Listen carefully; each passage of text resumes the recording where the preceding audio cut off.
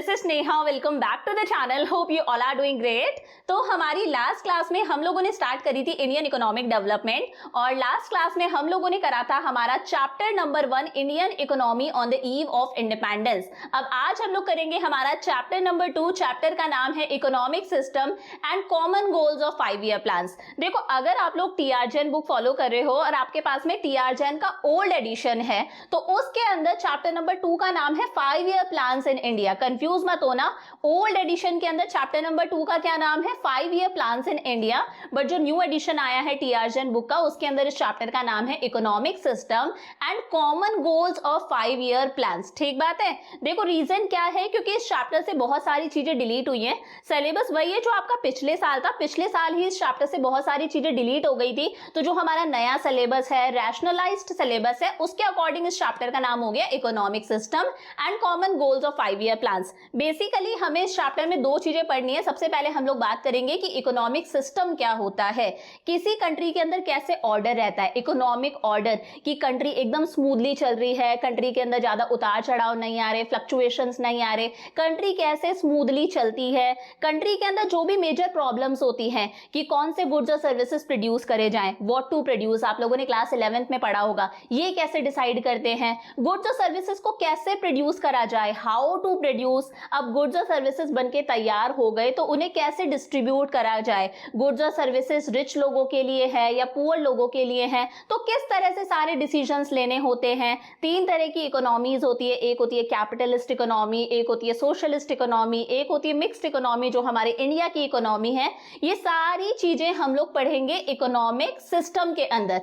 उसके बाद में हम लोग बात करेंगे common goals of 5 year plans. 5 year plans के कुछ कॉमन गोल्स होते हैं, इन्हीं कॉमन गोल्स को बोला जाता है long term goals of planning. 4 long term goals है हमारे पास में। एक है जीडीपी ग्रोथ, कि हमारी कंट्री का जो जीडीपी है वो इंक्रीज हो, इसके बारे में हम लोग पढ़ेंगे। सेकंड गोल हमारे पास में आता है मॉडर्नाइजेशन। मॉडर्नाइजेशन का मतलब ये नहीं है कि हम वेस्टर्न आउटफिट पहने या फिर हम लोग वेस्टर्न कल्चर को अपनाएं। यहाँ पर मॉडर्नाइजेशन से मतलब है कि प्रोडक्शन करने के लिए हम एडवांस्ड टेक्नोलॉजी को यूज करें, इनोवेटिव मेथड्स को यूज करें, वो मॉडर्नाइजेशन है।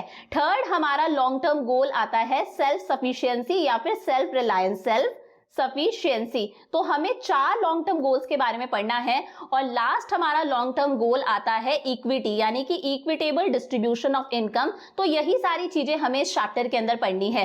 तो शुरू करते हैं। अच्छा देखो, स्टार्ट करने से पहले बता देती हूँ, अगर आपको इस चैप्टर के नोट्स चाहिए तो नोट्स आपको मिलेंगे मेरे टेलीग्राम चैनल पर, जिसका नाम है NY classes bye Neha Jangid. मैं जैसे ही वीडियो अपलोड करती हूँ नेक्स्ट डे उस चैप्टर के नोट्स भी अपलोड कर देती हूँ, तो प्लीज एक बार टेलीग्राम चैनल चेक कर लेना सारे चैप्टर्स के नोट्स के लिए। तो शुरू करते हैं। देखो, चैप्टर की शुरुआत किससे होती है कि इकोनॉमिक सिस्टम क्या होता है।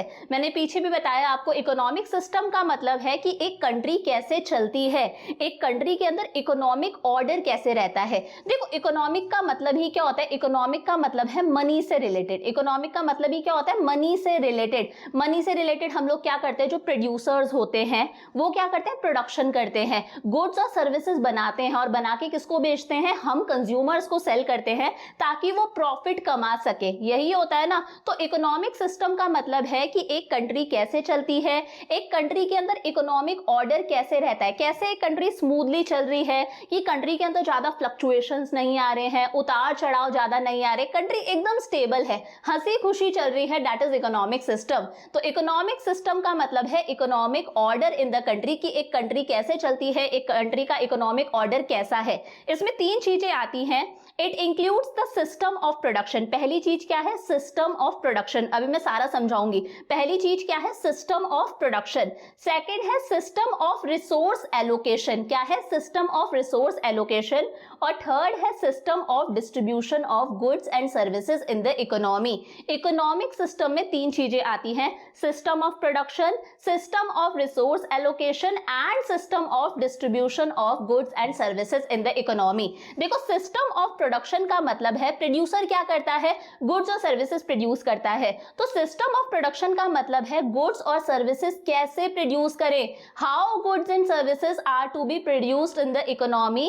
कंट्री के अंदर गुड्स और सर्विसेज कैसे प्रोड्यूस करे जाएंगे। ध्यान से समझना, गुड्स और सर्विसेज को बनाने के 2 तरीके होते हैं, 2 टेक्निक्स होती है हमारे पास पास में, एक होती है लेबर इंटेंसिव टेक्निक। कौन सी टेक्निक? Labour intensive technique. और दूसरी टेक्निक का नाम होता है कैपिटल इंटेंसिव टेक्निक। तो देखो, प्रोडक्शन करने के लिए हमारे पास में दो तरीके होते हैं, एक होती है लेबर इंटेंसिव टेक्निक और एक होती है कैपिटल इंटेंसिव टेक्निक। देखो, जब प्रोडक्शन करने के लिए हम ज्यादा से ज्यादा लेबर यूज करते हैं, यानी कि ज्यादा से ज्यादा बंदों का यूज करते हैं, ज्यादा से ज्यादा एम्प्लॉइज का यूज करते हैं, उस टेक्निक को बोला जाता है लेबर इंटेंसिव टेक्निक। जब प्रोडक्शन करने के लिए हम ज्यादा से ज्यादा लेबर का यूज कर रहे हैं, मशीन्स का यूज कम कर रहे हैं, उस टेक्निक को बोला जाता है लेबर इंटेंसिव टेक्निक। वहीं जब हम प्रोडक्शन करने के लिए ज्यादा से ज्यादा कैपिटल का यूज करते हैं, कैपिटल का मतलब क्या होता है?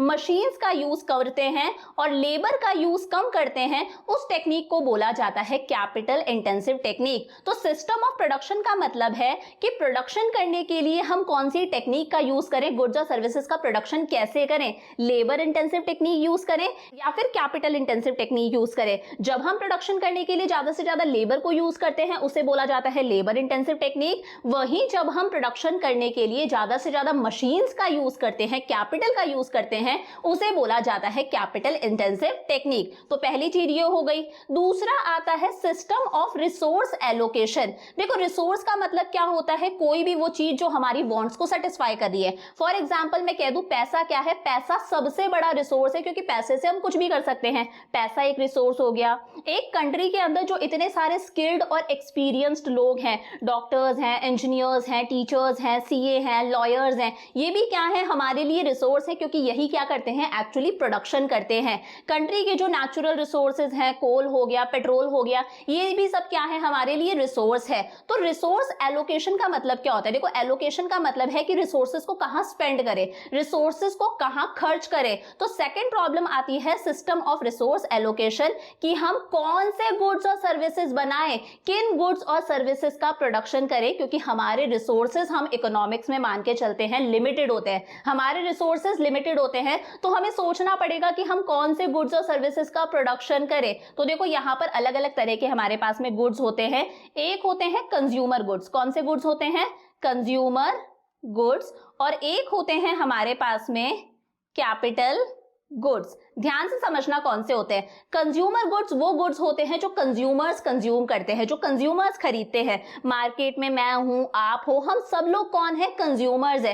क्योंकि हम मार्केट में कुछ ना कुछ चीजें परचेज करते हैं, क्योंकि वो चीजें हमारी वांट्स को सेटिस्फाई करती हैं। हम मार्केट में घी खरीदते हैं, ब्रेड परचेज करते हैं, आटा खरीदते हैं, शुगर परचेज करते हैं, चाय वगैरह खरीदते हैं, टीवी लेते हैं, एसी लेते हैं, बाइक लेते हैं, गाड़ी लेते हैं। ये सारी चीजें हम क्यों कंज्यूम कर रहे हैं? क्योंकि इन्हें कंज्यूम करके हमें क्या मिलता है? एक सेटिस्फैक्शन मिलता है। तो ये सारी चीजें होती है हमारे कंज्यूमर गुड्स। और एक होते हैं कैपिटल गुड्स। कैपिटल गुड्स का मतलब है वो मशीन्स जो कौन यूज करता है? प्रोड्यूसर यूज करता है, ताकि प्रोड्यूसर इन मशीन से फर्दर प्रोडक्शन कर सके। प्रोड्यूसर प्रोडक्शन करने के लिए रॉ मटेरियल भी यूज करता है, बहुत सारे छोटे मोटे टूल्स भी यूज करता है, कील वगैरह, औजार वगैरह। वो सारी की सारी चीजें कैपिटल गुड्स नहीं होती। बट प्रोड्यूसर प्रोडक्शन करने के लिए जिन मशीन्स को यूज करता है, वो जिन मशीन्स को यूज करता है और वो इन मशीन्स को प्रोडक्शन प्रोसेस के अंदर सालों साल यूज करता है। वो इन मशीन्स को सिर्फ एक चीज बनाने के लिए यूज नहीं करता, वो इन मशीन्स को बिजनेस के अंदर सालों साल यूज करता है।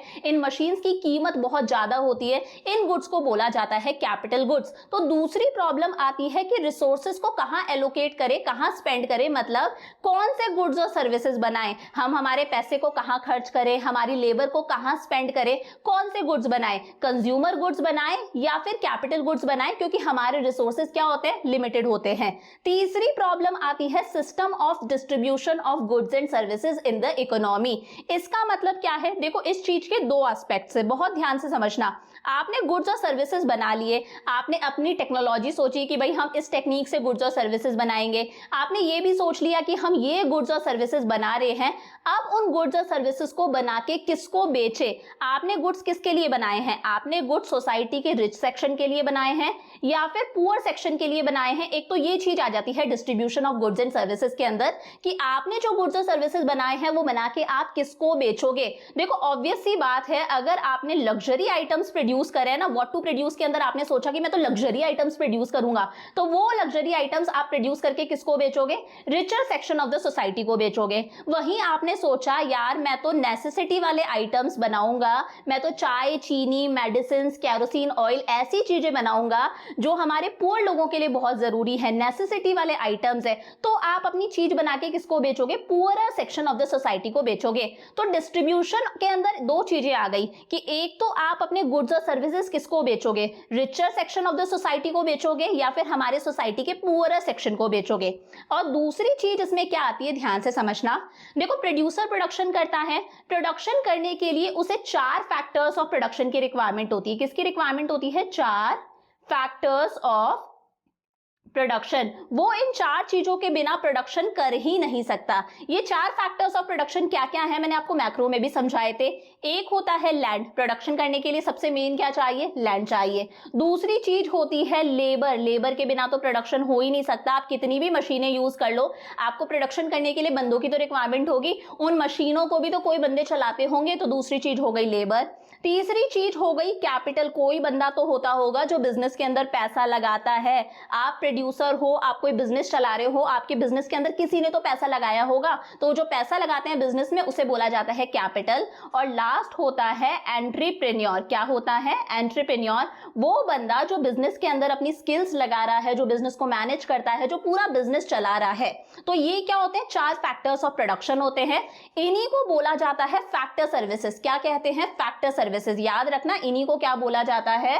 Factor services. अब आप प्रोड्यूसर हो, आपने प्रोडक्शन करा, आपने अपने गुड्स और सर्विसेज बेचे। गुड्स और सर्विसेज जब आप सेल करते हो तो आपके पास में क्या आता है? मनी आती है, आपके पास में पैसा आता है। आप उस पैसे को कैसे डिस्ट्रीब्यूट करोगे? तो कैसे डिस्ट्रीब्यूट करोगे? जिस बंदे से आपने लैंड ले रखा है, आप उस लैंड के बदले उसे क्या दोगे?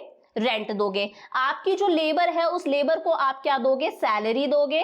या फिर लेबर को क्या दोगे? आप वेजेस दोगे। अगर आपकी जो लेबर है वो स्किल्ड है, पढ़ी लिखी है, ऑफिस में काम करती है, तो जो उसे आप पैसा देते हो उसे सैलरी बोला जाता है। वहीं अगर आपकी लेबर अनस्किल्ड है, मजदूर वगैरह है, जो फैक्ट्री में काम करते हैं, उन्हें जो पैसा दिया जाता है उसे क्या बोलते हैं? हम वेजेस बोलते हैं। जिस बंदे ने आपके बिजनेस के अंदर कैपिटल लगाई है, पूंजी लगाई है, पैसा लगाया है, इतना सारा इन्वेस्टमेंट करी है, तो वो कुछ तो एक्सपेक्ट करता है ना आपसे। तो उस कैपिटल पर आप उस बंदे को क्या दोगे? इंटरेस्ट दोगे।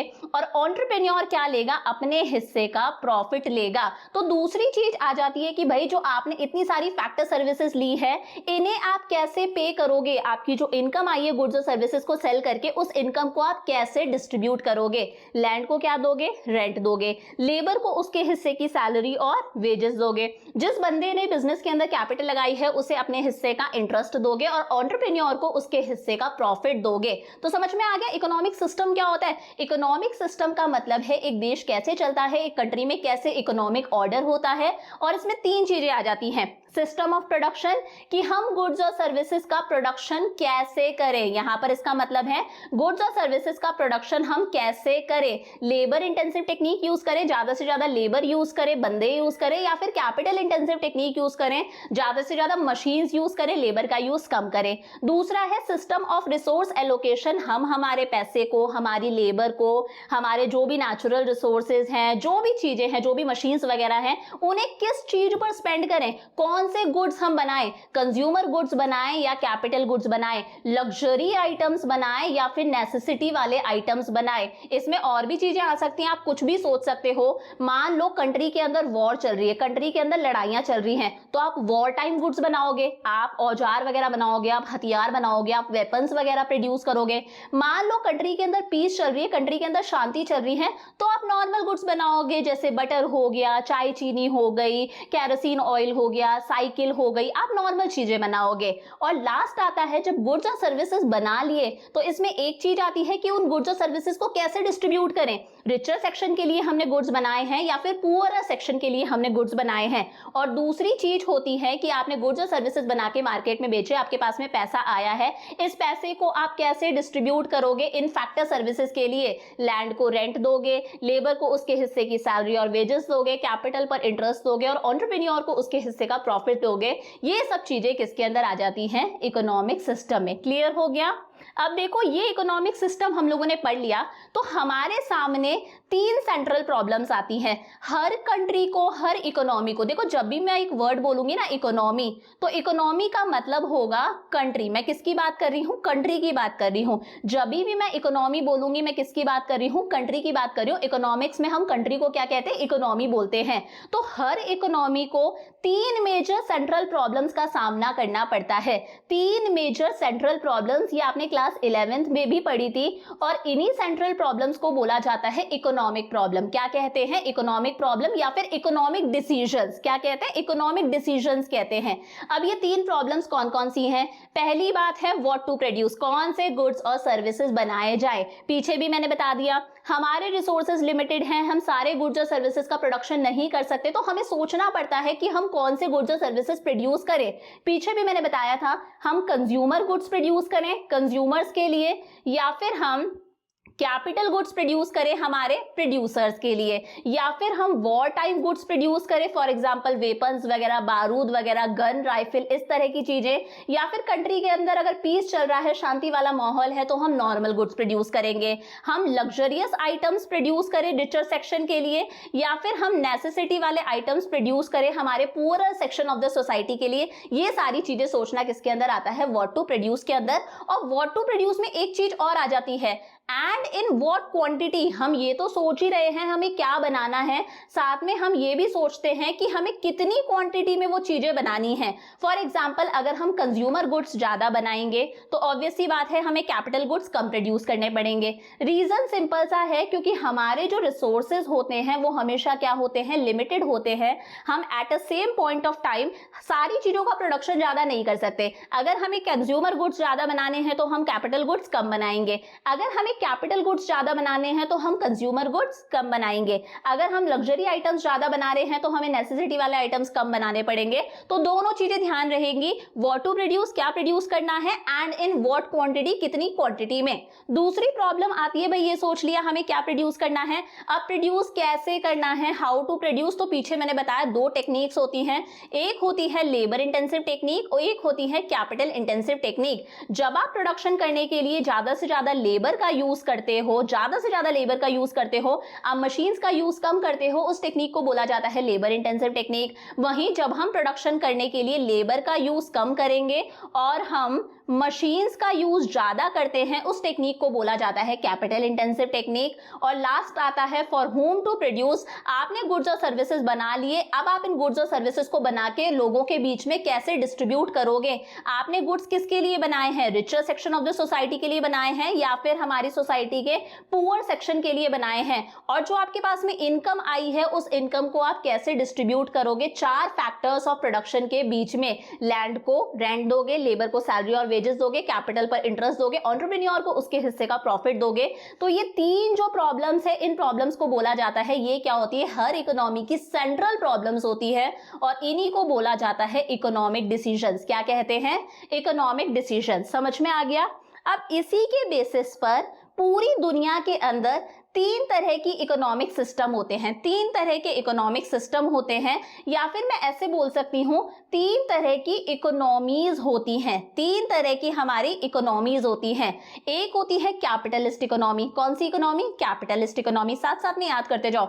एक होती है सोशलिस्ट इकोनॉमी और एक होती है हमारी मिक्स्ड इकोनॉमी। तीन तरह के इकोनॉमिक सिस्टम होते हैं, यानी कि तीन तरह की इकोनॉमीज होती हैं, capitalist economy, socialist economy and mixed economy. ध्यान से समझना। देखो कैपिटलिस्ट इकोनॉमी कौन सी इकोनॉमी होती है, पहले यहां पर समझ लो, फिर हम लोग पीछे डिटेल में डिस्कस करेंगे। देखो दो तरह के सेक्टर्स होते हैं, एक होता है प्राइवेट सेक्टर और एक होता है पब्लिक सेक्टर। बहुत ध्यान से समझना। प्राइवेट सेक्टर का मतलब है प्राइवेट इंडिविजुअल्स। मैं प्राइवेट सेक्टर के अंदर आती हूं, आप प्राइवेट सेक्टर में आते हो। हम प्राइवेट सेक्टर के अंदर आते हैं जो लोग अपने प्रॉफिट के बारे में सोचते हैं। गवर्नमेंट हमारे काम में इंटरफेयर नहीं करती है बार बार। तो एक होता है प्राइवेट सेक्टर, जैसे प्राइवेट स्कूल्स होते हैं, प्राइवेट कॉलेजेस होते हैं, प्राइवेट हॉस्पिटल्स होते हैं, प्राइवेट कंपनीज होती हैं, बहुत सारी चीजें होती है, प्राइवेट सेक्टर में आता है। एक होता है पब्लिक सेक्टर। पब्लिक सेक्टर मतलब गवर्नमेंट का सेक्टर, जहां पर सारे के सारे डिसीजंस कौन लेती है? सरकार लेती है, गवर्नमेंट लेती है। पब्लिक सेक्टर का मतलब क्या है? जैसे हमारे गवर्नमेंट स्कूल्स हो गए, गवर्नमेंट कॉलेजेस हो गए, गवर्नमेंट हॉस्पिटल्स हो गए, रेलवेज गवर्नमेंट का है, बहुत सारे पब्लिक सेक्टर अंडरटेकिंग्स है, फॉर एग्जांपल हो गया भेल हो गया, बहुत सारी गवर्नमेंट की कंपनीज होती है। ये सारी चीजें किसके अंदर आती हैं? पब्लिक सेक्टर के अंदर आती हैं। तो कैपिटलिस्ट इकोनॉमी कौन सी इकोनॉमी होती है? कैपिटलिस्ट इकोनॉमी वो इकोनॉमी होती है जिसके अंदर सारे के सारे major economic decisions, what to produce, how to produce, for whom to produce, कौन लेते हैं? प्राइवेट इंडिविजुअल्स लेते हैं। मैं लेती हूं, आप लेते हो, हम सब लोग लेते हैं। Private schools, private colleges, private hospitals, private companies, यहां पर सारे के सारे जो मेजर डिसीजंस हैं वो प्राइवेट सेक्टर खुद लेता है, क्योंकि जो रिसोर्सेज हैं वो किसके हैं? प्राइवेट सेक्टर के हैं। यहां पर गवर्नमेंट इंटरफेयर नहीं करती। गवर्नमेंट का काम क्या है? गवर्नमेंट कंट्री के अंदर सिर्फ लॉ ऑर्डर देख लेती है, कानूनी व्यवस्था वगैरह देख लेती है, डिफेंस का काम देख लेती है, हमारी जो आर्मी वगैरह हो गई, ताकि हमारी कंट्री की रक्षा हो पाए किसी एक्सटर्नल अटैक से। गवर्नमेंट का काम सिर्फ लॉ ऑर्डर और डिफेंस तक सीमित है। बाकी कंट्री के अंदर सिर्फ प्राइवेट स्कूल्स होंगे, private colleges, private hospitals, private companies वगैरह होंगी। प्राइवेट सेक्टर खुद डिसाइड करेगा क्या प्रोड्यूस करना है, कैसे प्रोड्यूस करना है, प्रोड्यूस करके किसको बेचना है। एक इकोनॉमी होती है सोशलिस्ट इकोनॉमी। कौन सी इकोनॉमी? सोशलिस्ट इकोनॉमी, जहां पर ये जितने भी मेजर इकोनॉमिक डिसीजंस है ना, what to produce, how to produce, for whom to produce, ये सारे के सारे डिसीजंस कौन लेती है? गवर्नमेंट लेती है। आप ऐसा भी बोल सकते हो गवर्नमेंट लेती है, आप ऐसा भी बोल सकते हो सेंट्रल अथॉरिटी लेती है। कौन लेती है? Central authority. मतलब ये काम गवर्नमेंट ने किसी ना किसी को सौंप रखा है और गवर्नमेंट डिसाइड करती है क्या प्रोड्यूस करना है, कैसे प्रोड्यूस करना है, प्रोड्यूस करके किसको बेचना है। और एक होती है मिक्स्ड इकोनॉमी, जो हमारी इंडिया की इकोनॉमी है। यहां पर प्राइवेट सेक्टर भी एग्जिस्ट करता है, यहां पर पब्लिक सेक्टर भी एग्जिस्ट करता है। प्राइवेट स्कूल्स हैं तो गवर्नमेंट स्कूल्स भी हैं, प्राइवेट हॉस्पिटल्स हैं तो गवर्नमेंट हॉस्पिटल्स भी हैं, प्राइवेट कॉलेजेस हैं तो गवर्नमेंट कॉलेजेस भी हैं, प्राइवेट कंपनीज हैं तो गवर्नमेंट कंपनीज भी हैं। तो ये मिक्स्ड इकोनॉमी है, जहां पर हमारा प्राइवेट सेक्टर भी एग्जिस्ट करता है, जहां पर हमारा पब्लिक सेक्टर भी एग्जिस्ट करता है।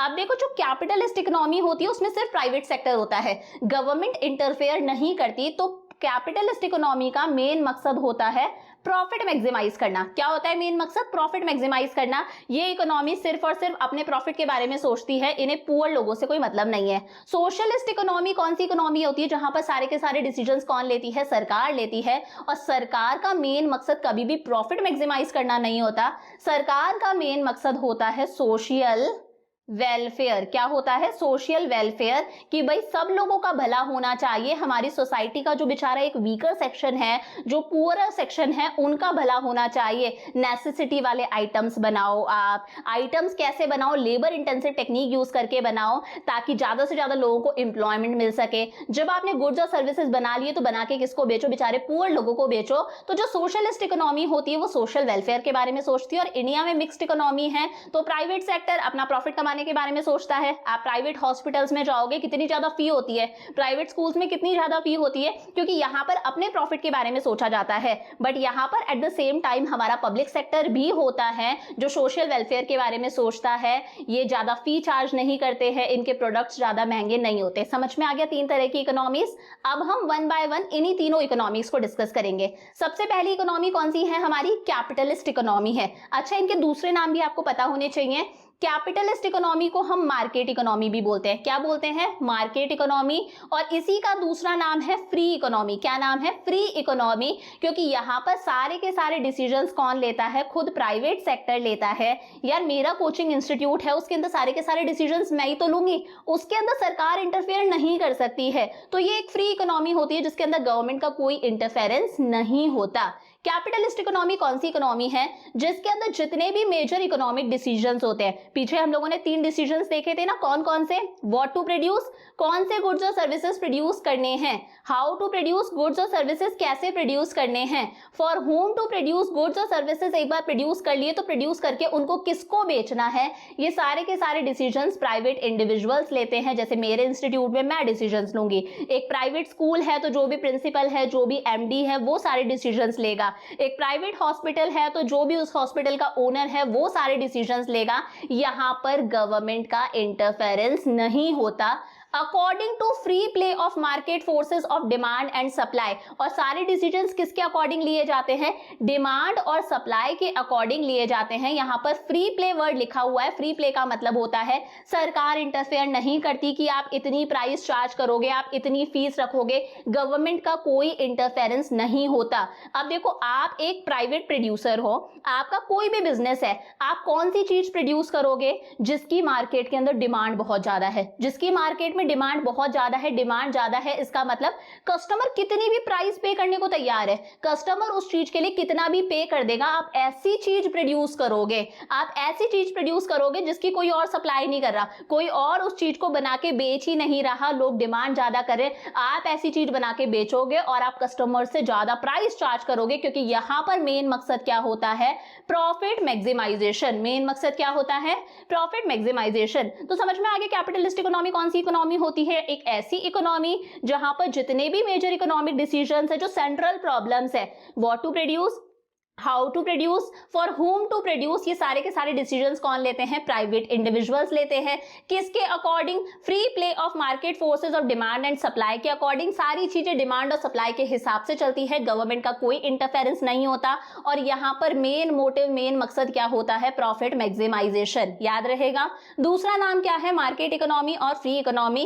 इस इकोनॉमी के अंदर जितने भी मीन्स ऑफ प्रोडक्शन होते हैं, मीन्स ऑफ प्रोडक्शन मतलब जितने भी रिसोर्सेज होते हैं, रिसोर्सेज के अंदर पैसा आ गया, रिसोर्सेज के अंदर आ गई हमारी स्किल्ड और एक्सपीरियंस्ड लेबर हो गई, जितने भी मीन्स ऑफ प्रोडक्शन है, मीन्स ऑफ प्रोडक्शन में आ जाता है हमारा लैंड, हमारी लेबर, हमारी कैपिटल, हमारा एंटरप्रेन्योर। ये क्या है? मीन्स ऑफ प्रोडक्शन है। इनकी हेल्प से ही प्रोडक्शन होता है ना। ये सारे के सारे मीन्स ऑफ प्रोडक्शन किसके होते हैं? प्राइवेट इंडिविजुअल्स के होते हैं, सरकार के नहीं होते। सरकार के नहीं होते तो सरकार इंटरफेयर भी नहीं करेगी। फीचर्स क्या होते हैं कैपिटलिस्ट इकोनॉमी के? यहाँ पर जितने भी मीन्स ऑफ प्रोडक्शन हैं, हमारे जितने भी रिसोर्सेज हैं, चाहे वो हमारा लैंड हो, ठीक है, चाहे वो हमारी लेबर हो, चाहे वो हमारी बिजनेस के अंदर लगाई हुई कैपिटल हो, चाहे एंटरप्रेन्योर हो, चाहे बिजनेस में जो भी पैसा लगाया है, चाहे हमारी हम मशीन्स वगैरह की बात कर ले, ये सारी चीजें क्या है? मीन्स ऑफ प्रोडक्शन है, जिनकी हेल्प से प्रोडक्शन होता है। ये सारी की सारी चीजें किसकी होती है? प्राइवेट लोगों की होती है, प्राइवेट ओनरशिप होती है, सरकार की नहीं होती। मेन मकसद क्या होता है यहाँ पर? प्रॉफिट मैक्सिमाइजेशन मेन मकसद है। अब प्रॉफिट ज्यादा कैसे होगा? ध्यान से समझना। आपने कोई चीज बनाई है, उसको बनाने की आपकी कॉस्ट आई है 8 रुपए और आप उस चीज को सेल करते हो 10 रुपए के अंदर। आपने कोई चीज बनाई, बनाने की कॉस्ट आपकी 8 रुपए आ रही है, आप उस चीज को सेल करते हो 10 रुपीज में, तो यहाँ पर आपको प्रॉफिट कितने का हो रहा है? 2 रुपए का प्रॉफिट हो रहा है। अब आप यहाँ पर प्रॉफिट मैक्सिमाइज करने के बारे में सोचते हो कि आपका प्रॉफिट ज्यादा से ज्यादा आए। तो प्रॉफिट ज्यादा कब आएगा? या तो आप अपनी सेलिंग प्राइस को इंक्रीज कर दो, या फिर आपकी कॉस्ट ऑफ प्रोडक्शन और कब आए? आपकी कॉस्ट ऑफ प्रोडक्शन 6 रुपए आने लग जाए। आपने बनाया किसी चीज को 6 रुपए में है, बेच 10 रुपीज में रहे हो, तो आपको प्रॉफिट कितने का होगा? 4 रुपीज का होगा। तो यहां पर जो प्रोड्यूसर है वो प्रॉफिट मैक्सिमाइज करने के बारे में सोचता है।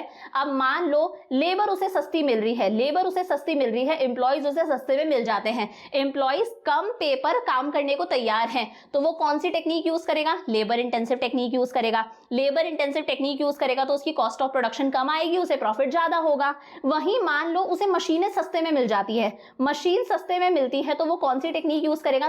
कैपिटल इंटेंसिव टेक्निक यूज करेगा, ताकि उसकी कॉस्ट ऑफ प्रोडक्शन कम आए और उसे प्रॉफिट ज्यादा हो। तो वही लिखा है, जब लेबर सस्ती होती है तो वो लेबर इंटेंसिव टेक्निक यूज करता है, जब लेबर महंगी हो जाती है तो वो लेबर इंटेंसिव टेक्निक यूज नहीं करता, वो कैपिटल इंटेंसिव टेक्निक यूज करने लग जाता है। These goods are produced which can be sold at higher profits. वो गुड्स बनाए जाते हैं यहाँ पर जिन्हें हायर प्रॉफिट पर बेचा जाए। मतलब यहाँ पर बेसिकली गुड्स बनाए जाते हैं richer section of the society के लिए। वो गुड्स बनाए जाते हैं जिनकी प्राइस बहुत ज्यादा हो, और फिर गुड्स बना के किसको बेचा जाता है? Richer section of the society को बेचा जाता है, क्योंकि वो लोग अफोर्ड करते हैं उन गुड्स को खरीदना। तो यहाँ पर वो गुड्स बनाए जाते हैं जिन गुड्स पर ज्यादा से ज्यादा प्रॉफिट हो।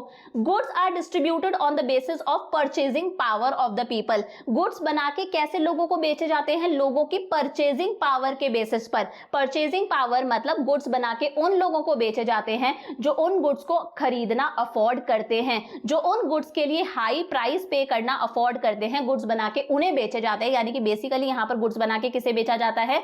Richer section of the society को बेचा जाता है। यहाँ पर जो गवर्नमेंट का रोल है वो सिर्फ किस तक सीमित है? कंट्री के अंदर लॉ और ऑर्डर देख लेना, मतलब कंट्री के अंदर जो कानूनी व्यवस्था है वो देख लेना, हमारी कंट्री का डिफेंस देख लेना, यानी कि आर्मी वगैरह देख लेना, हमारी कंट्री की रक्षा करना from external attacks, external forces. यहाँ पर गवर्नमेंट डायरेक्टली प्रोडक्शन प्रोसेस के अंदर पार्टिसिपेट नहीं करती है। गवर्नमेंट के स्कूल्स, गवर्नमेंट के कॉलेजेस, गवर्नमेंट के हॉस्पिटल्स, गवर्नमेंट की कंपनीज यहाँ पर नहीं होती। गवर्नमेंट डायरेक्टली प्रोडक्शन नहीं करती है। गवर्नमेंट सिर्फ क्या देखती है, लॉ, ऑर्डर और डिफेंस। इस इकोनॉमी को बोला जाता है कैपिटलिस्ट इकोनॉमी। अब इसके फायदे क्या क्या है, अब देखो यहाँ पर क्या होता है, सेल्फ इंटरेस्ट होता है। क्या होता है, सेल्फ इंटरेस्ट। हर कोई अपने बारे में सोच रहा है। आप देखो ये एक कंट्री है, ठीक है, और इस कंट्री के अंदर 10 प्रोड्यूसर है। इस कंट्री के अंदर मान लो कितने प्रोड्यूसर हैं, 10 प्रोड्यूसर है।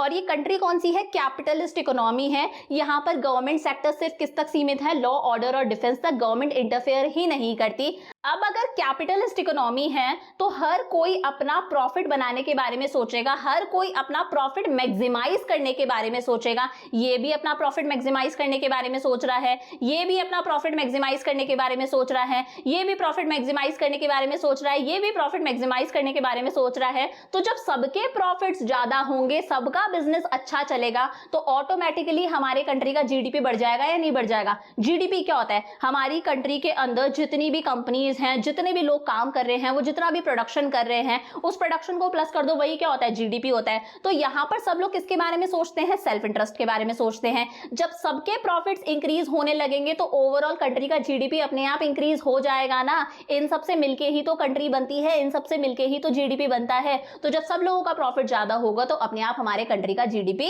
इंक्रीज होगा। बट इसके नुकसान क्या है, यहाँ पर कभी भी कलेक्टिव इंटरेस्ट के बारे में नहीं सोचा जाता। यहाँ पर प्रोड्यूसर हमेशा और हमेशा अपने प्रॉफिट को मैक्सिमाइज करने के बारे में सोचता है। यहाँ पर प्रोड्यूसर कभी भी सोसाइटी के बारे में नहीं सोचता। वो कौन से गुड्स बनाता है, वो लग्जरियस आइटम्स बनाता है, बना के किसको बेचता है, richer section of the society को बेचता है। यहाँ पर वो कलेक्टिव इंटरेस्ट, पुअर लोगों के बारे में नहीं सोचता।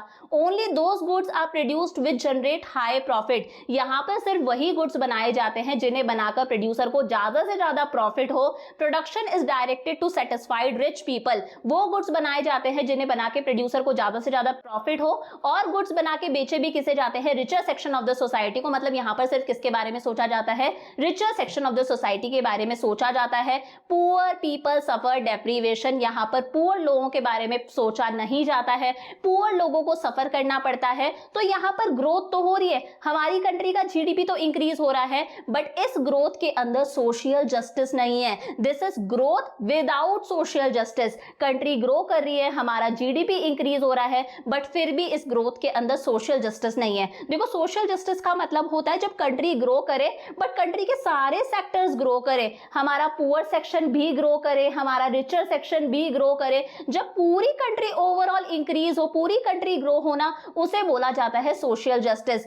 Growth with equal distribution of income and wealth. ऐसी ग्रोथ जिसके अंदर इनकम का इक्वल डिस्ट्रीब्यूशन हो रहा है, हमारा रिचर सेक्शन भी आगे बढ़ रहा है, तो हमारा पुअर सेक्शन भी आगे बढ़ रहा है, हम सबके बारे में सोच रहे हैं, उसे बोला जाता है सोशल जस्टिस। तो यहाँ पर ग्रोथ तो हो रही है, बट यहाँ पर सोशल जस्टिस नहीं होती है। यहाँ पर सिर्फ रिचर सेक्शन के बारे में सोचा जाता है, पुअर सेक्शन के बारे में नहीं सोचा जाता।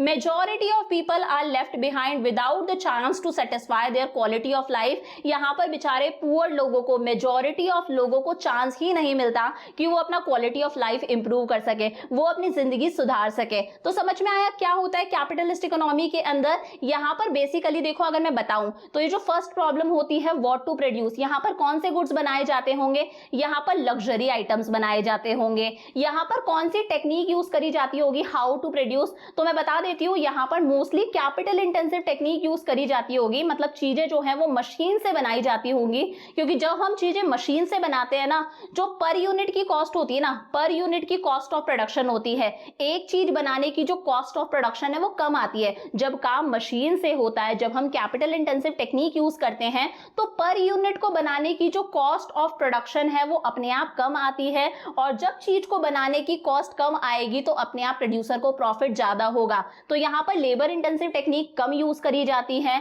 और बना के गुड्स बेचे भी किसे जाते होंगे, यहाँ पर गुड्स बना के बेचे जाते जाते होंगे richer section of the society को, जो उन गुड्स के लिए हाई प्राइस पे करना अफोर्ड करते हैं। तो कुल मिला के यहाँ पर ग्रोथ होती है, जीडीपी इंक्रीज होता है, बट ग्रोथ सिर्फ किसकी हो रही है? Richer section of the society की। यहाँ पर बेचारे poor section of the society के बारे में सोचा नहीं जाता।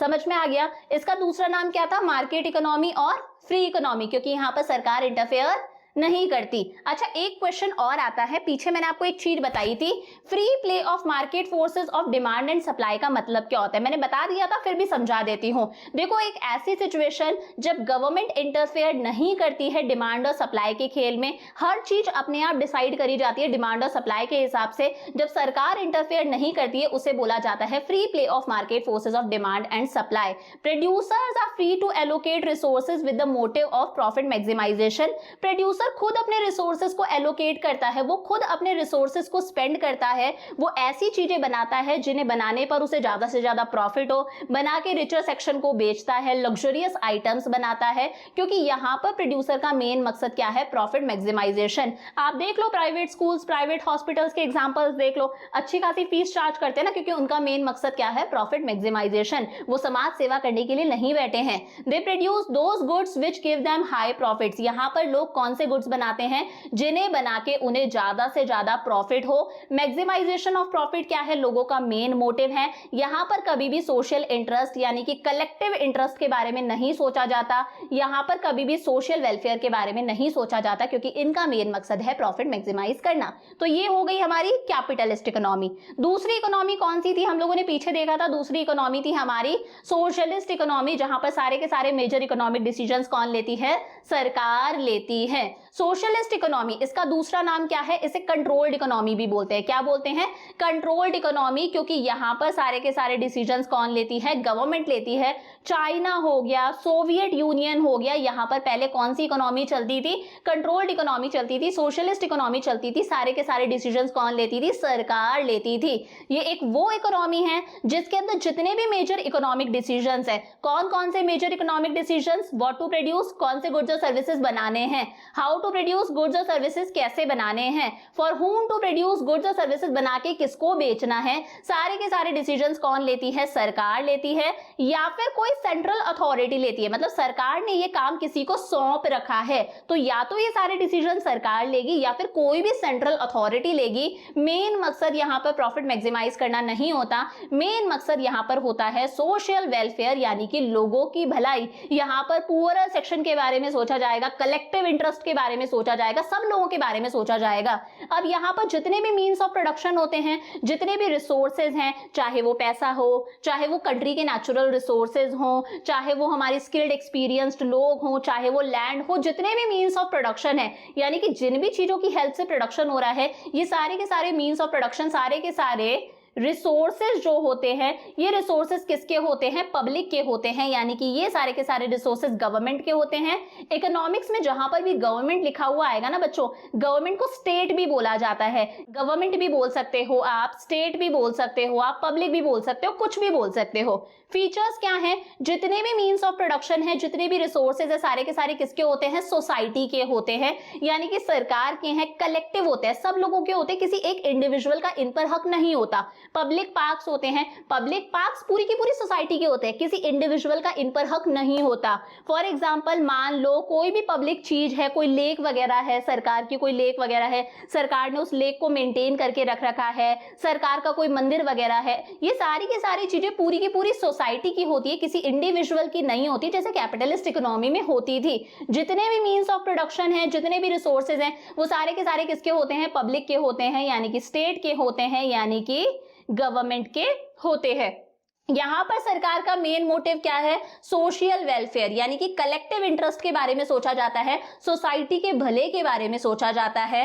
There is direct participation of the government in the process of production. यहां पर सरकार डायरेक्टली पार्टिसिपेट करती है प्रोडक्शन प्रोसेस के अंदर। मतलब यहां पर गवर्नमेंट स्कूल्स होंगे, गवर्नमेंट हॉस्पिटल्स होंगे, गवर्नमेंट कंपनीज होंगी, गवर्नमेंट कॉलेजेस होंगे। यहां पर प्राइवेट का कुछ भी नहीं होता, प्राइवेट सेक्टर कोई भी डिसीजन अपने मर्जी से यहां पर नहीं ले सकता। गवर्नमेंट जो है वो यहां पर सिर्फ लॉ, ऑर्डर और डिफेंस तक ही सीमित नहीं है। कैपिटलिस्ट इकोनॉमी के अंदर जो हमारी सरकार थी वो सिर्फ और सिर्फ लॉ, ऑर्डर और डिफेंस तक सीमित थी। यहां पर गवर्नमेंट डायरेक्टली प्रोडक्शन प्रोसेस के अंदर पार्टिसिपेट करती है। समझ में आ गया। इसके फायदे क्या है, यहाँ पर इक्वालिटी होती है, डिस्ट्रीब्यूशन ऑफ इनकम कैसा है, इक्विटेबल डिस्ट्रीब्यूशन ऑफ इनकम है। यहाँ पर हम रिचर सेक्शन के बारे में भी सोचते हैं, यहाँ पर पुअर सेक्शन के बारे में भी सोचते हैं। यहाँ पर रिचर सेक्शन की भी ग्रोथ होती है, पुअर सेक्शन की भी ग्रोथ होती है। तो यहाँ पर क्या हो रही है, इक्वालिटी है। यहाँ पर ऐसा नहीं हो रहा कि रिच तो डे बाय डे रिचर होता जा रहा है, poor day by day poorer होता जा रहा है, रिचर और पुअर का गैप बीच बीच में बढ़ता जा रहा है। यहाँ पर ऐसा नहीं है, यहाँ पर क्या होती है, इक्वालिटी होती है। ग्रोथ प्रोसेस कैसा है, इंक्लूसिव है। इस ग्रोथ के प्रोसेस के अंदर सब आ जाते हैं। इंक्लूसिव मतलब ग्रोथ के प्रोसेस में सब आते हैं। हमारे रिच सेक्शन की भी ग्रोथ हो रही है, तो यहाँ पर हमारे पुअर सेक्शन की भी ग्रोथ हो रही है। मतलब यहाँ पर क्या है, सोशल जस्टिस है, इनकम का डिस्ट्रीब्यूशन इक्वल है। बट इसके नुकसान क्या है, देखो यहाँ पर जो जीडीपी इंक्रीज हो रहा है ना, वो स्लोली इंक्रीज होता है। कैपिटलिस्ट इकोनॉमी में जीडीपी हमारा स्पीड से इंक्रीज हो रहा था, क्योंकि मैंने बताया था कंट्री के अंदर जितने भी लोग हैं वो सारे के सारे लोग अपना प्रॉफिट मैक्सिमाइज करने के बारे में सोच रहे हैं। जब सब लोग अपना प्रॉफिट मैक्सिमाइज करने के बारे में सोचते हैं तो कंट्री का जीडीपी अपने आप इंक्रीज होने लगता है।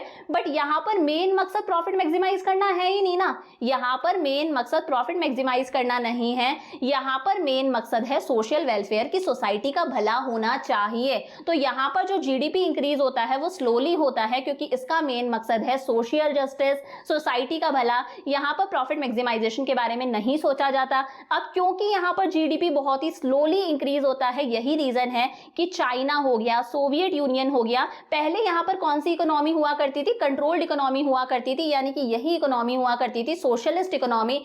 बट ये लोग धीरे धीरे किस पर शिफ्ट होते जा रहे हैं, मार्केट इकोनॉमी पर शिफ्ट होते जा रहे हैं। मतलब ये समझ लो मार्केट इकोनॉमी भी क्या, ये लोग धीरे धीरे मिक्स्ड इकोनॉमी पर शिफ्ट होते जा रहे हैं, कि जहां पर गवर्नमेंट सेक्टर भी एग्जिस्ट करता है और जहां पर हमारा प्राइवेट सेक्टर भी एग्जिस्ट करता है। और दुनिया के मोस्टली कंट्रीज के अंदर मिक्स्ड इकोनॉमी ही है जो हमारे इंडिया में एग्जिस्ट करती है। समझ में आ गया। अच्छा, यहाँ पर मेजर डिसीजंस कैसे लिए जाते होंगे, सोच के देखो। व्हाट टू प्रोड्यूस, यहाँ पर कौन से गुड्स और सर्विसेज प्रोड्यूस करे जाते होंगे, तो यहाँ पर नेसेसिटी वाले आइटम्स प्रोड्यूस करे जाते होंगे, क्योंकि ये आइटम्स किसके लिए होते हैं, poor section of the society के लिए होते हैं। नेसेसिटी वाले आइटम्स में आ गई हमारी शुगर आ गई, चाय आ गई, इसके अंदर दवाइयां आ गई, इसके अंदर ऑयल आ गया, सॉल्ट आ गया। ये नेसेसिटी वाले आइटम्स हैं जिसकी हर किसी को जरूरत होती है, चाहे आप रिच हो चाहे आप पुअर हो, सब लोगों को ये चाहिए होते हैं। ये नेसेसिटी वाले आइटम्स हैं, तो यहाँ पर नेसेसिटी वाले आइटम्स प्रोड्यूस करे जाते होंगे। हाउ टू प्रोड्यूस गुड्स और सर्विसेज, कैसे प्रोड्यूस करे जाते होंगे,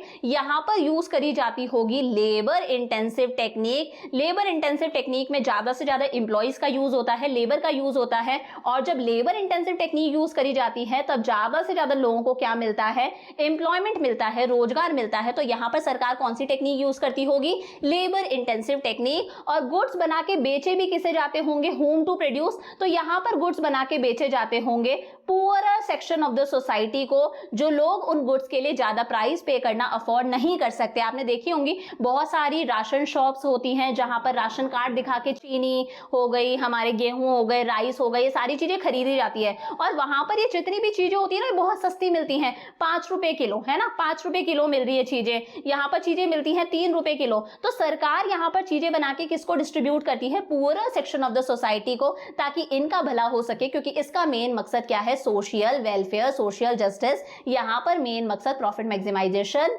नहीं है। और तीसरी इकोनॉमी आती है हमारी मिक्स्ड इकोनॉमी, जो किसकी है, इंडिया की है। और हमारी दुनिया में मोस्टली कंट्रीज की जो इकोनॉमी है वो कौन सी इकोनॉमी है, मिक्स्ड इकोनॉमी है।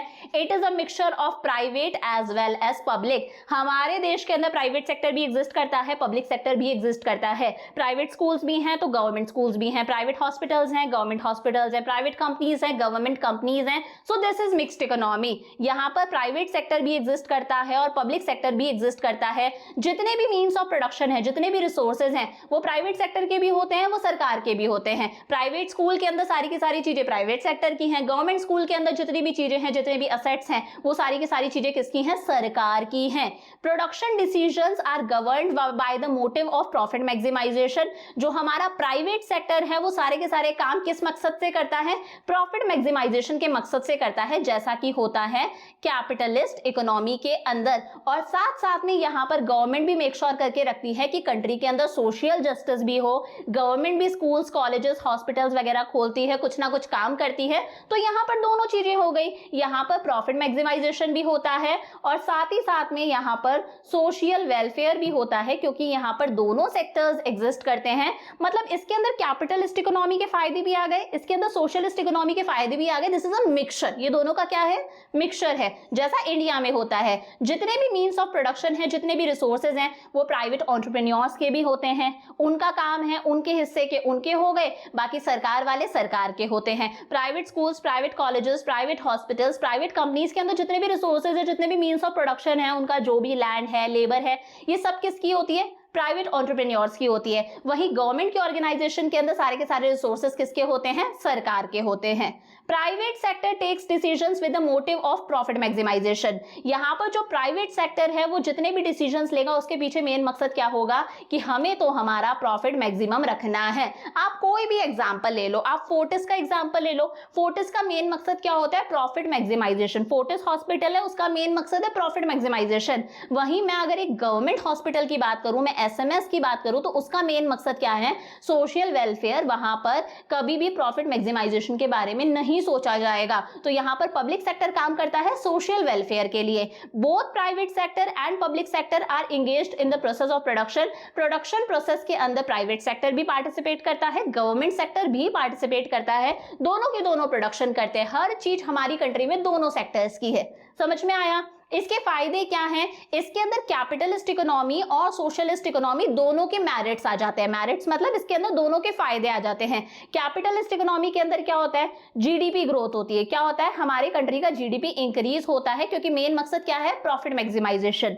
सोशलिस्ट इकोनॉमी के अंदर क्या होता है, सोशल जस्टिस। क्या होता है, सोशल जस्टिस। सब लोगों की ग्रोथ होगी, रिचर की भी ग्रोथ होगी, पुअरर की भी ग्रोथ होगी। तो यहाँ पर दोनों के मेरिट्स आ जाते हैं, क्योंकि ये दोनों का क्या है, मिक्सचर है। जीडीपी ग्रोथ इंक्रीज होती है, कौन इंक्रीज करता है, हमारा प्राइवेट सेक्टर इंक्रीज करता है, क्योंकि प्राइवेट सेक्टर का मेन मकसद क्या है, प्रॉफिट मैक्सिमाइजेशन। साथ ही साथ कंट्री के अंदर सोशल जस्टिस भी होती है, सोशल वेलफेयर भी होता है। ये काम कौन करता है, पब्लिक सेक्टर यानी कि गवर्नमेंट का सेक्टर, क्योंकि गवर्नमेंट का मेन मकसद क्या है, सोशल वेलफेयर। अब इसका सिर्फ एक ही नुकसान है। नुकसान क्या है कि इसके अंदर ये जो पब्लिक सेक्टर होता है ना, जो सरकार का सेक्टर होता है, उसके अंदर कई बार प्रोडक्टिविटी डिक्रीज हो जाती है, प्रोडक्शन कम होता है, क्योंकि इस सेक्टर के अंदर करप्शन होता है, भ्रष्टाचार होता है। आपको पता है हमारे देश के अंदर प्राइवेट सेक्टर भी है, पब्लिक सेक्टर भी है, मिक्स्ड इकोनॉमी है। बहुत बार देखा होगा ना आपने गवर्नमेंट सेक्टर के अंदर कि ये ऑफिसर ब्राइब लेता हुआ पकड़ा गया, अंडर द टेबल ब्राइब ले रहा है, इसे नौकरी से सस्पेंड कर दिया गया है। तो गवर्नमेंट सेक्टर के अंदर करप्शन होता है, भ्रष्टाचार होता है, ये ब्राइब वगैरह चलती है। ये सिर्फ इसका क्या है, एक डीमेरिट है। तो समझ में आ गया भाई, तीन तरह की इकोनॉमीज कौन कौन सी होती हैं। कैपिटलिस्ट इकोनॉमी जिसे हम मार्केट इकोनॉमी और फ्री इकोनॉमी भी बोलते हैं, एक होती है सोशलिस्ट इकोनॉमी जिसे हम कंट्रोल्ड इकोनॉमी भी बोलते हैं, और एक होती है हमारी mixed economy which is a mixture of both private as well as public, यानी कि इसके अंदर कैपिटलिस्ट और सोशलिस्ट इकोनॉमी दोनों के मेरिट्स आ जाते हैं। समझ में आया? अब देखो पिछले चैप्टर में हम लोगों ने क्या पढ़ा था, चैप्टर नंबर 1 के अंदर, चैप्टर नंबर 1 में हम लोगों ने पढ़ा था Indian economy on the eve of independence, कि इंडिपेंडेंस से पहले हमारी इंडिया की इकोनॉमी कैसी थी। हम लोग कब आजाद हुए, 15 अगस्त 1947 को। इससे पहले इंडिया की इकोनॉमी कैसी थी, जब ब्रिटिशर्स हम पर रूल कर रहे थे। और उस चैप्टर में हम लोगों ने पढ़ा ब्रिटिशर्स ने हमारी पूरी इकोनॉमी को बर्बाद कर दिया था। उन्होंने इंडिया को बना दिया था एक बैकवर्ड इकोनॉमी, एक पिछड़ी हुई इकोनॉमी, एक स्टेगनेंट इकोनॉमी, मतलब एक रुकी हुई इकोनॉमी जिसमें ग्रोथ का कोई साइन देखने को नहीं मिल रहा था। हमारी पर कैपिटा इनकम, हमारी नेशनल इनकम, सब कुछ बहुत कम था। तो हम लोगों ने आजादी के बाद में हमारी कंट्री की ग्रोथ और डेवलपमेंट के लिए कौन सी इकोनॉमी अपनाई, हम लोगों ने अपनाई मिक्स्ड इकोनॉमी। कौन सी इकोनॉमी अपनाई, मिक्स्ड इकोनॉमी। ये हम लोगों के लिए एक आइडियल सिस्टम था, एकदम सही सिस्टम था कि भाई मिक्स्ड इकोनॉमी अपनाते हैं, जहां पर गवर्नमेंट सेक्टर भी होगा और जहां पर प्राइवेट सेक्टर भी होगा। तो इंडिपेंडेंस के बाद में हमारे जो प्लानर्स थे, हमारे जो लीडर्स थे, उन्होंने कौन सी इकोनॉमी अपनाई, मिक्स्ड इकोनॉमी अपनाई। हमें लगा ये हमारे लिए एकदम आइडियल स्ट्रेटेजी है ग्रोथ की। हम लोगों ने एक्सट्रीम कैपिटलिज्म को भी अवॉइड करा कि कैपिटलिस्ट इकोनॉमी नहीं होगी। अगर कैपिटलिस्ट इकोनॉमी होगी तो सारे के सारे लोग अपना प्रॉफिट मैक्सिमाइज करने के बारे में सोचेंगे, और इस तरह की इकोनॉमी के अंदर कभी भी कोई लोग जो बेचारे poor section of the society है उनके बारे में नहीं सोचेंगे। Poor section of the society हमेशा डाउन जाएंगे, उनका भला नहीं होगा। और हम लोगों ने कभी भी सोशलिज्म के बारे में भी नहीं सोचा कि पूरा का पूरा सारी चीजें गवर्नमेंट ही डिसाइड करेगी। अगर गवर्नमेंट ही डिसाइड करेगी तो फिर प्राइवेट सेक्टर कुछ कर ही नहीं पाएगा, प्राइवेट सेक्टर कुछ नहीं कर पाएगा, तो इस वाले केस में क्या होता, हमारे जीडीपी की ग्रोथ बहुत ही स्लोली होती। तो हम लोगों ने एक्सट्रीम कैपिटलिज्म भी नहीं अपनाया, एक्सट्रीम सोशलिज्म भी नहीं अपनाया। हम लोगों ने कौन सी इकोनॉमी अपनाई, हम लोगों ने अपनाई mixed economy. India adopted an economic order where public sector took a leading role and private sector was encouraged to take active participation in the growth and development. India ने एक ऐसी इकोनॉमी अपनाई जहां पर मेन रोल किसका था, public sector का था। मेन रोल किसका था, गवर्नमेंट सेक्टर का था, स्टेट का था। स्टेट का कौन सा रोल था, लीडिंग रोल था। और साथ ही साथ में हम लोगों ने प्राइवेट सेक्टर को भी एनकरेज करा कि आप भी प्रोडक्शन प्रोसेस के अंदर पार्टिसिपेट करो, आप भी कंट्री की ग्रोथ और डेवलपमेंट में पार्टिसिपेट करो, आप भी अपने स्कूल कॉलेजेस खोलो, अपनी कंपनीज वगैरह खोलो, अपने अंडरटेकिंग्स खोलो, अपना कुछ ना कुछ काम करो। तो हम लोगों ने मेन रोल सरकार को दिया और नेक्स्ट रोल किसको दिया, प्राइवेट सेक्टर को दिया कि प्राइवेट सेक्टर भी एक्टिवली पार्टिसिपेट करेगा इन the process of growth and development. समझ में आ गया यहां तक। तो ये हम लोगों ने एक पूरा का पूरा हमारा टॉपिक कंप्लीट कर लिया। मैंने आपको चैप्टर के शुरुआत में बताया था इस चैप्टर के अंदर दो चीजें हैं, एक है इकोनॉमिक सिस्टम, इकोनॉमिक सिस्टम हम लोगों ने कंप्लीट कर लिया। अब हम लोग बात करेंगे common goals of 5 year plans. क्या, common goals of 5 year plans. देखो common goals of 5 year plans, इसकी शुरुआत होती है सबसे पहले कि इकोनॉमिक प्लानिंग क्या होता है। क्या होता है इकोनॉमिक प्लानिंग। देखो सबसे पहली बात, प्लानिंग क्या होता है। प्लानिंग क्या होता है, प्लानिंग मतलब होता है आपके दिमाग में एक मकसद डिसाइडेड है, आपके दिमाग के अंदर एक गोल डिसाइडेड है और आप उस गोल को अचीव करने के लिए अपने दिमाग में प्लान्स बना रहे हो, अपने दिमाग में स्ट्रेटजीज बना रहे हो। वही प्लानिंग होती है ना। घर में भी प्लानिंग करते होंगे आप। मान लो आपको फ्रेंड की बर्थडे पार्टी में जाना है और लेट नाइट बर्थडे पार्टी है आपकी किसी फ्रेंड की।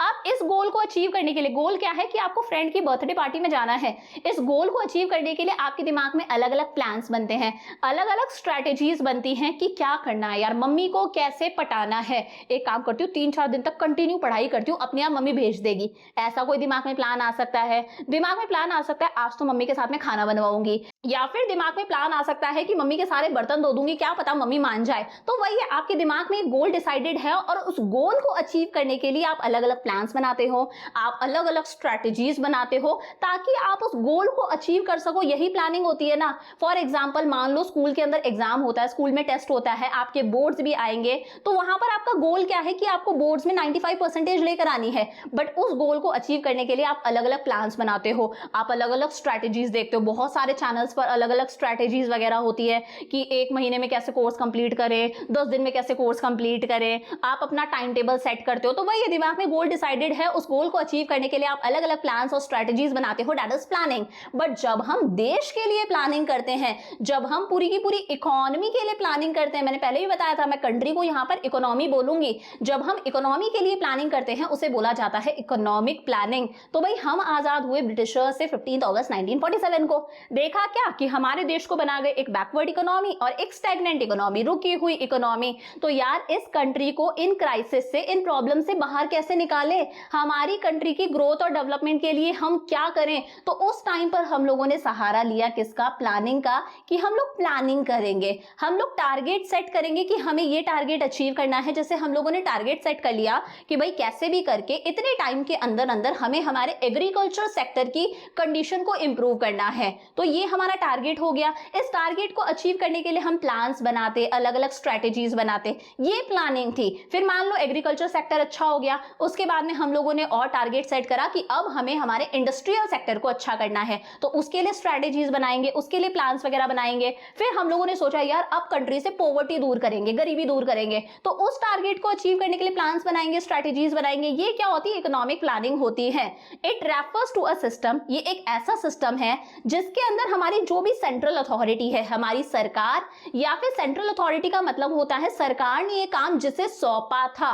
तो देखो आजादी के बाद में ये प्लानिंग करने का काम कि देश के लिए टारगेट सेट करो कि हमें ये करना है, उस टारगेट को अचीव करने के लिए स्ट्रैटेजीज बनाना, प्लान्स बनाना, ये काम हमने किसे सौंपा था? प्लानिंग कमीशन को सौंपा था। किसे सौंपा था? Planning commission. और प्लानिंग कमीशन फॉर्म हुआ था 1950 के अंदर, आजादी के 3 साल बाद में। याद रहेगा, हमारे देश के अंदर इकोनॉमिक प्लानिंग का काम हम लोगों ने किससे दिया था? प्लानिंग कमीशन को दिया था। ये प्लानिंग कमीशन सेटअप हुआ था ईयर 1950 के अंदर। तो ये एक ऐसा सिस्टम है जिसमें जो भी सेंट्रल अथॉरिटी है, यहां पर सेंट्रल अथॉरिटी कौन थी? प्लानिंग कमीशन थी। वो क्या करती है? सबसे पहले कुछ ना कुछ टारगेट सेट करती है कि हमें ये टारगेट अचीव करना है। जैसे मान लो टारगेट हो गया कि हमें कंट्री से पॉवर्टी कम करनी है। पॉवर्टी मतलब हमें गरीबी कम करनी है। ये क्या हो गया? टारगेट हो गया।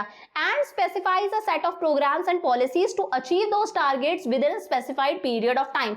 और साथ साथ में यही प्लानिंग कमीशन क्या करेगा? बताएगा कि इस टारगेट को कैसे अचीव करना है। वो बताएगा इस टारगेट को अचीव करने के लिए हम ये प्रोग्राम्स अपना सकते हैं, हम ये पॉलिसीज बना सकते हैं, हम ये स्ट्रैटेजीज बना सकते हैं। मतलब टारगेट भी बताया कि ये टारगेट अचीव करना है और टारगेट को कैसे अचीव करना है। इस टारगेट को अचीव करने के लिए ये प्रोग्राम्स बनाएंगे, ये स्ट्रैटेजीज बनाएंगे, ये पॉलिसीज बनाएंगे।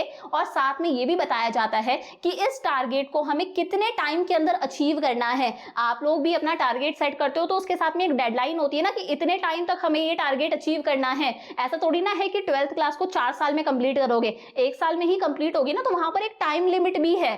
तो इकोनॉमिक प्लानिंग एक ऐसा सिस्टम है जिसके अंदर जो भी सेंट्रल अथॉरिटी है, पहले ये सेंट्रल अथॉरिटी कौन था? प्लानिंग कमीशन था।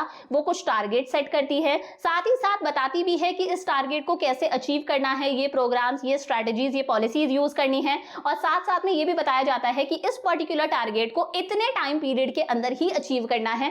This is economic planning. समझ में आ गया? अब ये जो प्लानिंग कमीशन सेटअप हुआ था ना, इसने भी इकोनॉमिक प्लानिंग की एक बहुत ही अच्छी डेफिनेशन दी थी।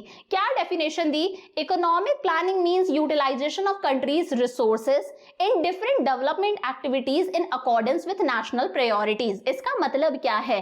देखो, इकोनॉमिक प्लानिंग का मतलब है, प्लानिंग कमीशन कहता है कि जितने भी कंट्री के रिसोर्सेज है, अब कंट्री का रिसोर्स कुछ भी हो सकता है, कंट्री का पैसा भी हो सकता है, कंट्री के नेचुरल रिसोर्सेज भी हो सकते हैं, कोल, पेट्रोल वगैरह, जितने भी मिनरल्स वगैरह हैं, ये भी कंट्री के रिसोर्सेज ही है, क्योंकि ये हमारी जरूरतों को पूरा करते हैं। या फिर कंट्री के अंदर जो स्किल्ड एक्सपीरियंस्ड लोग हैं, वो भी कंट्री के रिसोर्सेज हैं। मशीन्स वगैरह हो गई, ये भी देश के रिसोर्सेज हैं। तो इकोनॉमिक प्लानिंग का मतलब है जो देश के रिसोर्सेज हैं उन्हें हम अलग अलग तरह की डेवलपमेंटल एक्टिविटीज में लगाएंगे, यूज करेंगे। बट ये सारा का सारा काम कैसे होगा? नेशनल प्रायोरिटीज के अकॉर्डिंग होगा, देश की प्रायोरिटी के अकॉर्डिंग होगा। इसका मतलब समझाती हूं, जब हम आजाद हुए 1950 के अंदर प्लानिंग कमीशन सेटअप हुआ, उस टाइम पर हम लोगों ने देखा भारत एक कृषि प्रधान देश है। Indian economy agriculture sector based economy है। यहाँ पर एग्रीकल्चर सेक्टर मेन है। हमारी जो मोस्टली पॉपुलेशन थी, हम लोगों ने देखा था हमारी 72% पॉपुलेशन कौन से सेक्टर में काम कर रही थी? एग्रीकल्चर सेक्टर में काम कर रही थी। तो उस टाइम पर हम लोगों ने टारगेट सेट करा, हम लोगों ने प्लान बनाया कि हम हमारे एग्रीकल्चर सेक्टर की ग्रोथ करेंगे, एग्रीकल्चर सेक्टर की हम लोग प्रोडक्टिविटी को इंक्रीज करेंगे। तो ये क्या थी? उस टाइम की नेशनल प्रायोरिटी थी। तो हम लोगों ने हमारे रिसोर्सेज किस काम पर खर्च करे? एग्रीकल्चर सेक्टर की ग्रोथ करने पर हम लोगों ने हमारे रिसोर्सेज स्पेंड करे। ठीक है, जब हम लोगों ने ये टारगेट अचीव कर लिया, तब हम लोगों ने देखा यार एग्रीकल्चर का काम हो गया। अब हमारी कंट्री की प्रायोरिटी है, नेशनल प्रायोरिटी है कि हम इंडस्ट्रियल सेक्टर की ग्रोथ के बारे में सोचें। तो उस टाइम पर हम लोगों ने सारे के सारे रिसोर्सेज किस चीज पर लगाए? इंडस्ट्रियल सेक्टर की ग्रोथ पर लगाए। फिर मान लो हमें लगा यार अब कंट्री की प्रायोरिटी है कि कंट्री से अनएम्प्लॉयमेंट की प्रॉब्लम को दूर करना है, बेरोजगारी की प्रॉब्लम को दूर करना है। तो हम लोगों ने हमारे सारे के सारे रिसोर्सेज कहां लगाए? अनएम्प्लॉयमेंट की प्रॉब्लम को सॉल्व करने पर लगाए। तो वही है इकोनॉमिक प्लानिंग का मतलब है, जो भी कंट्री के रिसोर्सेज है उन्हें ऐसे स्पेंड करा जाए कि हम कंट्री की प्रायोरिटीज को दिमाग में रखें कि हमारे देश की इस वक्त क्या प्रायोरिटी है। ये डेफिनेशन हमें किसने दी? प्लानिंग कमीशन ने दी। समझ में आ गया? हम आजाद हुए 1947 के अंदर। प्लानिंग कमीशन कब सेटअप हुआ? 1950 के अंदर। और इस प्लानिंग कमीशन के चेयरमैन कौन थे? ये इसके चेयरमैन थे हमारे तब के प्राइम मिनिस्टर पंडित जवाहरलाल नेहरू। इसके चेयरमैन कौन थे? हमारे तब के प्राइम मिनिस्टर पंडित जवाहरलाल नेहरू। याद रहेगा? ठीक है। इन जनवरी 2015, लेकिन अभी जनवरी 2015 के अंदर जो हमारे करंट के प्राइम मिनिस्टर हैं मिस्टर नरेंद्र मोदी जी, उन्होंने इस प्लानिंग कमीशन को खत्म कर दिया और इस प्लानिंग कमीशन को उन्होंने रिप्लेस कर दिया किससे? नीति आयोग से।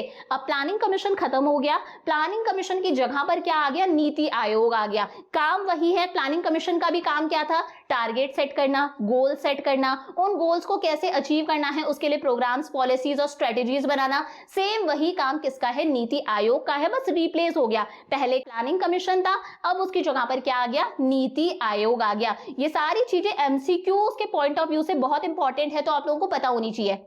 The role of NITI Aayog is to make policies that accelerate the pace of GDP growth। इस नीति आयोग का काम क्या है, कंट्री की ग्रोथ के लिए, हमारी कंट्री का जीडीपी इंक्रीज हो, हमारी कंट्री की ग्रोथ हो, उसके लिए पॉलिसीज बनाना, प्लान्स बनाना, स्ट्रेटजीज बनाना, सेम वो का वो इसका काम है। अब ये देखो, जो पूरा का पूरा इकोनॉमिक प्लानिंग का स्ट्रक्चर था, ये जो इंडिया के अंदर प्लानिंग का हम लोगों ने स्ट्रक्चर अपनाया, इस स्ट्रक्चर को बनाया किसने था, इस स्ट्रक्चर के आर्किटेक्ट कौन थे, इंडियन प्लानिंग के आर्किटेक्ट कौन थे, तो इंडियन प्लानिंग के आर्किटेक्ट थे प्रोफेसर पीसी महालनोबिस। कौन थे, प्रोफेसर पीसी महालनोबिस।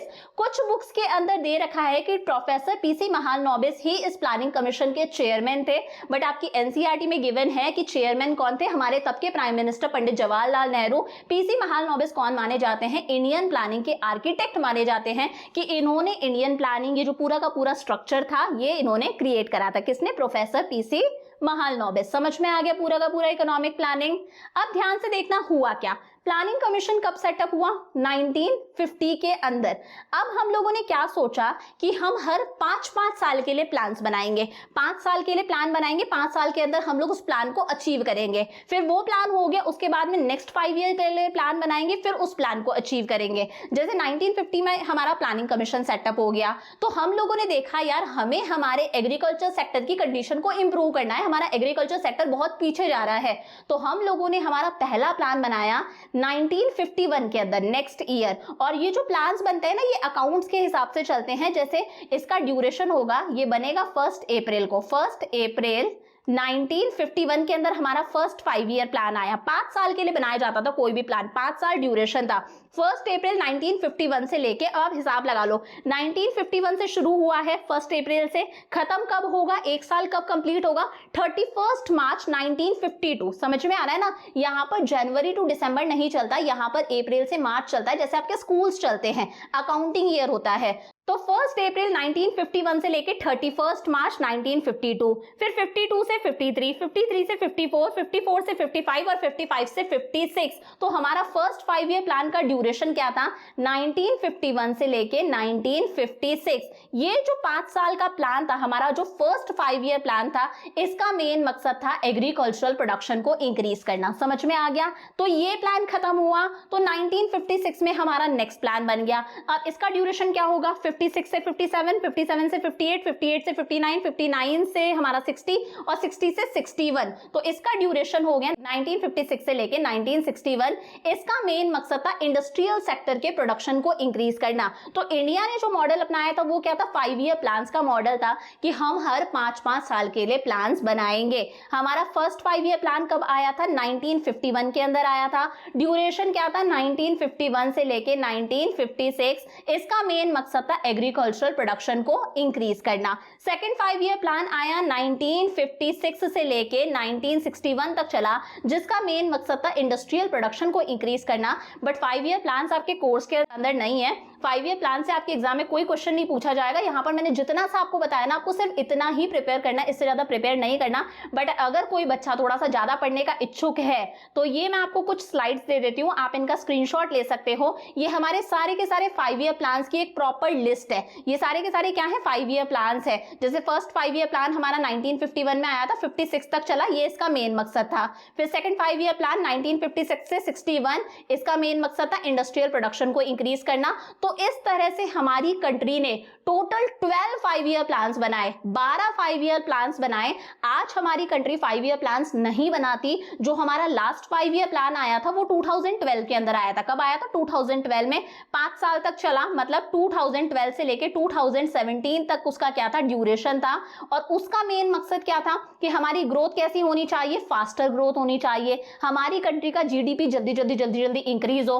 ग्रोथ कैसी हो, इंक्लूसिव हो। इस ग्रोथ के प्रोसेस के अंदर रिचर सेक्शन ही ना आए, इस ग्रोथ के प्रोसेस के अंदर पुअरर सेक्शन भी होना चाहिए। मतलब ग्रोथ कैसी हो कि हमारा रिच सेक्शन भी आगे बढ़े और हमारी सोसाइटी का जो पुअर सेक्शन है वो भी आगे बढ़े। इंक्लूसिव ग्रोथ होनी चाहिए, ग्रोथ के प्रोसेस के अंदर सब इंक्लूड होने चाहिए और सबसे इंपॉर्टेंट सस्टेनेबल ग्रोथ होनी चाहिए। देखो आज ही टाइम पर हमारी कंट्री में ग्रोथ कैसी हो रही है कि हम हमारी ग्रोथ के पीछे इतने पागल हो गए हैं कि हम हमारे पूरे एनवायरनमेंट को नुकसान पहुंचाते जा रहे हैं। हम ग्रोथ के पीछे इतने पागल होते जा रहे हैं कि हम जितने भी नेचुरल रिसोर्सेज हैं, कोल, पेट्रोलियम, इतने सारे मिनरल्स हैं, उन सब रिसोर्सेज को हम खुद ही खत्म करते जा रहे हैं। हम सोच ही नहीं रहे कि हमें आने वाली जनरेशन को भी कुछ देकर जाना है। तो ग्रोथ कैसी होनी चाहिए? सस्टेनेबल ग्रोथ होनी चाहिए कि हमारी ग्रोथ ऐसी हो कि हम प्रेजेंट की जो ग्रोथ है उसके चक्कर से फ्यूचर जनरेशन को कॉम्प्रोमाइज करने की जरूरत ना पड़े। ग्रोथ ऐसी हो कि हम एनवायरनमेंट को भी नुकसान ना पहुंचाएं। ग्रोथ ऐसे हम करें कि हम सारे के सारे रिसोर्सेज को खुद ही स्पेंड ना कर दे,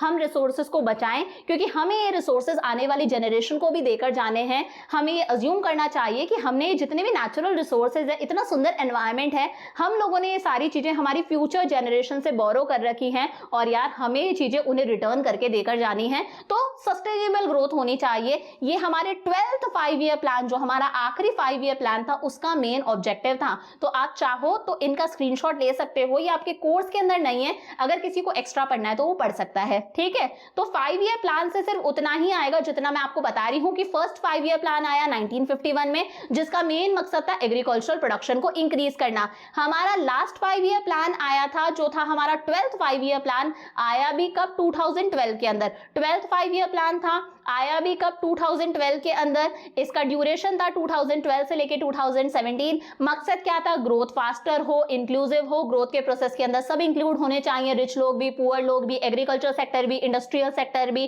टर्चरी सेक्टर भी, और सस्टेनेबल ग्रोथ हो कि ऐसे ग्रोथ हो कि हमारी ग्रोथ के चक्कर से हमारी आने वाली जनरेशन को सफर ना करना पड़े, उन्हें कॉम्प्रोमाइज ना करना पड़े। ग्रोथ ऐसे हो कि हम हमारे एनवायरनमेंट को भी हार्म ना पहुंचाएं। एक पेड़ हम कहीं से काट रहे हैं तो किसी दूसरी जगह पर हम पेड़ लगाएं। तो ग्रोथ ऐसी हो कि एनवायरनमेंट को भी कोई नुकसान ना हो और हम हमारे नेचुरल रिसोर्सेज को प्रोटेक्ट करके चले। हमें ये रिसोर्सेज हमारी फ्यूचर जनरेशन को भी देकर जाने हैं। समझ में आ गया? अब देखो ये जो 12 5 ईयर प्लान्स आए ना, इन 12 5 ईयर प्लान्स के बीच बीच में कुछ एनुअल प्लान्स भी आए थे। एनुअल प्लान्स का मतलब होता है 1 साल का प्लान्स। 5 ईयर प्लान्स का ड्यूरेशन तो 5 साल का है, बट एनुअल प्लान्स का ड्यूरेशन क्या होता है? 1 ईयर का होता है। स्कूल में एनुअल एग्जाम होता है ना, एनुअल एग्जाम का मतलब है पूरा 1 साल का एग्जाम। तो इन 5 ईयर प्लान्स के बीच बीच में कई बार कुछ एनुअल प्लान्स भी आए थे। यहां पर समझाती हूं, ध्यान से देखना। एक बार पेन चेंज कर लेते हैं।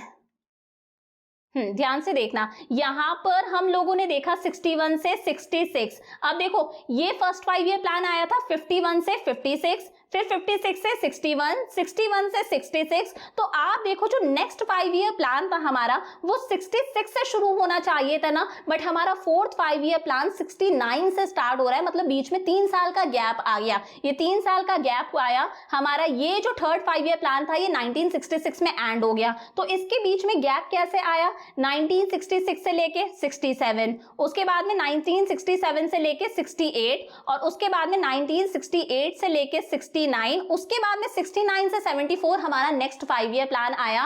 तो बीच में 3 साल का गैप आ गया। तो इन 3 साल हम लोगों ने 3 एनुअल प्लान्स बनाए। 3 हम लोगों ने एनुअल प्लान्स बनाए, 3 एक साल के प्लान बनाए। ये हमारा फर्स्ट एनुअल प्लान था 66 से 67, ये हमारा सेकंड एनुअल प्लान था 67 से 68, और ये हमारा थर्ड एनुअल प्लान था 68 से 69। तो यहाँ पर इस बीच में हम लोगों ने 3 एनुअल प्लान्स बनाए। उसके बाद में हम लोगों ने दोबारा भी एनुअल प्लान्स बनाए। देखो कब बनाए? ये हमारा एंड हो गया 79 के अंदर। 1974 से 79 चला, तो नेक्स्ट वाला 79 से शुरू होना चाहिए था ना, बट यहाँ पर दोबारा से गैप आ गया। कितने साल का?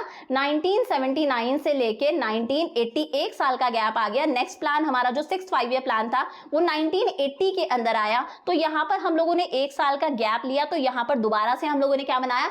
एक एनुअल प्लान बनाया, एक प्लान बनाया हम लोगों ने 1 साल के लिए। समझ में आया? उसके बाद में ये एंड हो गया हमारा 7th 5 ईयर प्लान 1990 के अंदर। तो नेक्स्ट प्लान की शुरुआत 1990 से होने चाहिए ना, बट यहाँ पर दोबारा से गैप आ गया। हम लोगों ने नेक्स्ट प्लान कब बनाया था? 1992 के अंदर।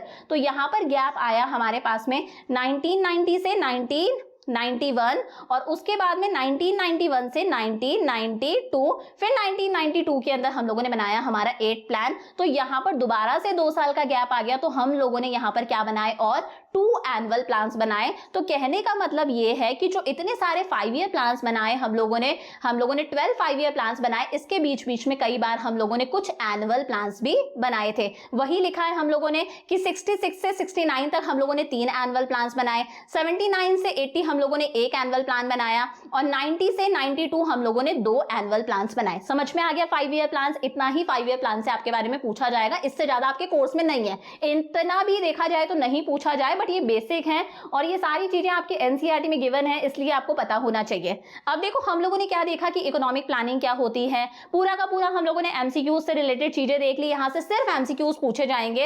अब बात करते हैं हमें प्लानिंग की जरूरत ही क्यों पड़ी। तो इसका आंसर आप सबको पता है, हमें प्लानिंग की जरूरत क्यों पड़ी, क्योंकि ब्रिटिशर्स के आने से पहले, before the advent of British rule, India की इकोनॉमी बहुत अच्छी थी। हम लोगों की इकोनॉमी एक वाइब्रेंट इकोनॉमी थी, शेक करती हुई इकोनॉमी थी, हमारी इकोनॉमी ग्रो कर रही थी। बट ब्रिटिशर्स ने हमारी इकोनॉमी को कैसा बना दिया, एक बैकवर्ड, पिछड़ी हुई और एक स्टैग्नेंट यानी कि एक रुकी हुई इकोनॉमी बना दिया, जिसमें ग्रोथ का कोई साइन देखने को नहीं मिल रहा था।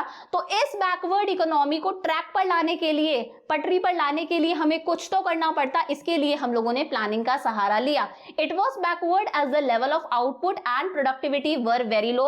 हमारी इकोनॉमी एक बैकवर्ड इकोनॉमी थी, पिछड़ी हुई इकोनॉमी थी, क्योंकि लेवल ऑफ आउटपुट कम था, प्रोडक्शन कम था, प्रोडक्टिविटी कम थी। हमारी इकोनॉमी एक स्टैग्नेंट इकोनॉमी थी, रुकी हुई इकोनॉमी थी, क्योंकि जीडीपी ग्रोथ क्या थी, एकदम लो थी, एक्सट्रीम लो थी।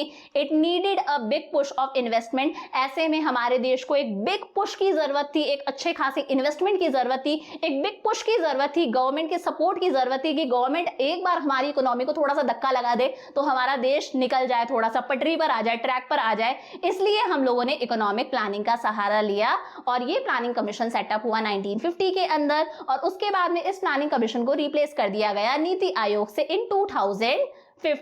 इसके चेयरमैन कौन थे, पंडित जवाहरलाल नेहरू। इसके आर्किटेक्ट कौन थे, प्रोफेसर पीसी महालनोबिस। अब हम बात करेंगे long term goals of planning in India. बहुत ध्यान से समझना। देखो हम लोगों ने हमारा पहला गोल क्या सेट करा कि एग्रीकल्चरल प्रोडक्शन इंक्रीज हो जाए, सेकंड सेट कर लिया इंडस्ट्रियल प्रोडक्शन इंक्रीज हो जाए, थर्ड मान लो हम लोगों ने सेट कर लिया कि चलो पॉवर्टी कंट्री से दूर हो जाए, फोर्थ सेट कर लिया हम लोगों ने कि कंट्री के अंदर अनएम्प्लॉयमेंट की प्रॉब्लम जो है वो कम हो जाए। तो ये तो क्या थे, हमारे शॉर्ट प्लान्स थे, 5-5 साल के प्लान्स थे। बट ये 5-5 साल के प्लान्स भी हम क्यों बनाते हैं, ये 5 ईयर प्लान्स हम क्यों बना रहे थे, ये 5-5 साल के प्लान्स थे। प्लान्स हम क्यों बनाते हैं, ताकि हम कुछ गोल्स को अचीव कर सके। आप प्लान बना रहे हो कि दिन रात मैं पढ़ूंगी ताकि मम्मी फ्रेंड की बर्थडे पार्टी में जाने दे, तो आप प्लान बना रहे हो दिन रात पढ़ूंगी, मम्मी के साथ में रोटी बनवाऊंगी, मम्मी के बर्तन भी धो दूंगी, ताकि आपका गोल आप अचीव कर सको। गोल क्या है, फ्रेंड की बर्थडे पार्टी में जाना है। तो ये 5 ईयर प्लान्स हम क्यों बनाते हैं, ताकि हम कुछ लॉन्ग टर्म गोल्स को अचीव कर सके। हमारे कुछ गोल्स हैं, कुछ एंड रिजल्ट्स हैं, कुछ मकसद है। आप प्लान बनाते हो कि आज आप इको का एक चैप्टर कंप्लीट करोगे, बीएसटी का चैप्टर 1 कंप्लीट करोगे। ये आपके क्या है, ये आपके प्लान्स है, ये आप प्लान सेट कर रहे हो। ये प्लान्स आप क्यों सेट कर रहे हो, क्योंकि दिमाग में आपके गोल डिसाइडेड है कि आपको बोर्ड्स के अंदर 95% लेकर आने हैं और इन गोल्स को बोला जाता है लॉन्ग टर्म गोल्स। क्या कहते हैं, लॉन्ग टर्म गोल्स। हम जितने भी 5 ईयर प्लान्स बनाते हैं वो क्यों बनाते हैं, ताकि हम कुछ लॉन्ग पीरियड गोल्स को अचीव कर सके। किन्हें अचीव कर सके, लॉन्ग पीरियड गोल्स को अचीव कर सके।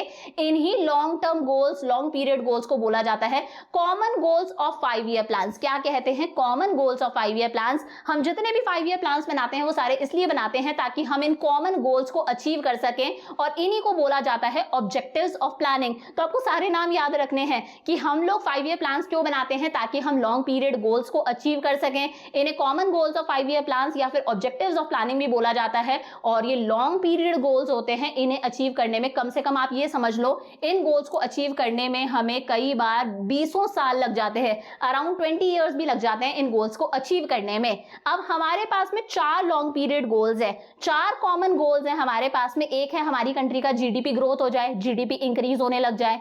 एक है मॉडर्नाइजेशन, एक है सेल्फ सफिशिएंसी जिसे हम सेल्फ रिलायंस भी बोलते हैं। देखा जाए तो ये दोनों अलग अलग अलग चीजें हैं, self reliance and self sufficiency, और एक है इक्विटेबल डिस्ट्रीब्यूशन जिसे हम इक्विटी भी बोलते हैं।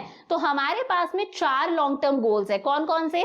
जीडीपी ग्रोथ की हमारी कंट्री का जीडीपी इंक्रीज हो, एक है मॉडर्नाइजेशन, एक है self sufficiency and self reliance. दोनों अलग अलग चीजें हैं, हम इन्हें एक ही समझते हैं बट दोनों अलग अलग चीजें हैं। और एक है इक्विटेबल डिस्ट्रीब्यूशन जिसे हम इक्विटी भी बोलते हैं। इन 4 गोल्स को अचीव करने के लिए ही हम 5 ईयर प्लान्स बनाते थे। Why should plans have goals? Plans के लिए गोल्स का होना क्यों जरूरी है? देखो ऑब्वियस सी बात है, अगर आपके दिमाग में गोल डिसाइडेड ही नहीं है तो आप प्लानिंग क्यों करोगे? प्लानिंग हम क्यों करते हैं? ताकि हम किसी पर्टिकुलर गोल को अचीव कर सकें। आप टाइम टेबल बनाते हो, स्ट्रैटेजी बनाते हो पढ़ने की, आप जितने भी प्लान्स बनाते हो, क्यों बनाते हो? क्योंकि आपके दिमाग में पहले से एक गोल डिसाइडेड है कि आपको 12th के अंदर 95% लेकर आनी है। तो वही है, गोल्स का होना जरूरी है। बिना गोल के आप प्लानिंग करोगे ही नहीं। प्लान्स हम बनाते ही इसलिए हैं ताकि हम पर्टिकुलर गोल को अचीव कर सके। There is no planning without goal. अगर हमारे दिमाग में कोई गोल ही नहीं है तो प्लानिंग एग्जिस्ट ही नहीं करती। प्लानिंग का मतलब ही क्या होता है? Strategy that defines how to allocate the countries resources to different uses with a view to achieving a given set of goals. Planning का मतलब ही क्या है? अलग अलग तरह की स्ट्रैटेजीज बनाना कि कंट्री के स्केर्स रिसोर्सेज यानी कि कंट्री के जो लिमिटेड रिसोर्सेज हैं उन्हें कहां पर स्पेंड करें ताकि हम कंट्री के गोल्स को अचीव कर सके। तो भाई प्लान्स हम इसीलिए बनाते हैं ताकि हम गोल्स को अचीव कर सके, इसलिए प्लान्स के लिए गोल्स का होना जरूरी है। और ये क्या है? हमारे कॉमन गोल्स है, लॉन्ग टर्म गोल्स है, ऑब्जेक्टिव्स ऑफ प्लानिंग है। अब इनके बारे में हम लोग 1 बाय 1 पढ़ेंगे और इसी के साथ में हमारा चैप्टर कंप्लीट हो जाएगा। तो पहला गोल आता है हमारे पास में जीडीपी ग्रोथ। ये क्या है? हमारा लॉन्ग टर्म गोल है 5 ईयर प्लान्स का। क्या? GDP growth. देखो जीडीपी की फुल फॉर्म होती है gross domestic product. GDP growth का मतलब है कि कंट्री के अंदर ज्यादा से ज्यादा गुड्स और सर्विसेज का प्रोडक्शन हो, कंट्री के अंदर आउटपुट इंक्रीज हो, हमारा प्रोडक्शन इंक्रीज हो, प्रोडक्टिविटी इंक्रीज हो। ऑब्वियस सी बात है, जब कंट्री के अंदर ज्यादा से ज्यादा गुड्स और सर्विसेज का प्रोडक्शन होगा तो अपने आप हमारी इनकम इंक्रीज होगी, हमारी नेशनल इनकम इंक्रीज होगी, कंट्री की ग्रोथ होगी। तो देखो एक्चुअली जीडीपी का मतलब क्या होता है? देखो किसी भी कंट्री के अंदर 3 सेक्टर्स होते हैं। एक होता है हमारा प्राइमरी सेक्टर, एक होता है सेकेंडरी सेक्टर और एक होता है हमारा टर्शरी सेक्टर। प्राइमरी सेक्टर से हमें बेसिक रॉ मटेरियल मिलता है। प्राइमरी सेक्टर हमें रॉ मटेरियल देता है। इसके अंदर फार्मिंग आ जाती है, एग्रीकल्चर, इसके अंदर फिशिंग आती है, इसमें हॉर्टिकल्चर आता है, इसमें माइनिंग आती है, इसके अंदर लाइफ स्टॉक फार्मिंग आती है यानी कि पशुपालन आता है जिसमें काउज और बफेलोज को रखा जाता है, शीप को रखा जाता है, गोट को रखा जाता है, उनका मिल्क सेल करके या फिर जो शीप की बॉडी पे हेयर होते हैं उन्हें बेच के पैसा कमाया जाता है। तो ये प्राइमरी सेक्टर हमें क्या देता है? रॉ मटेरियल देता है।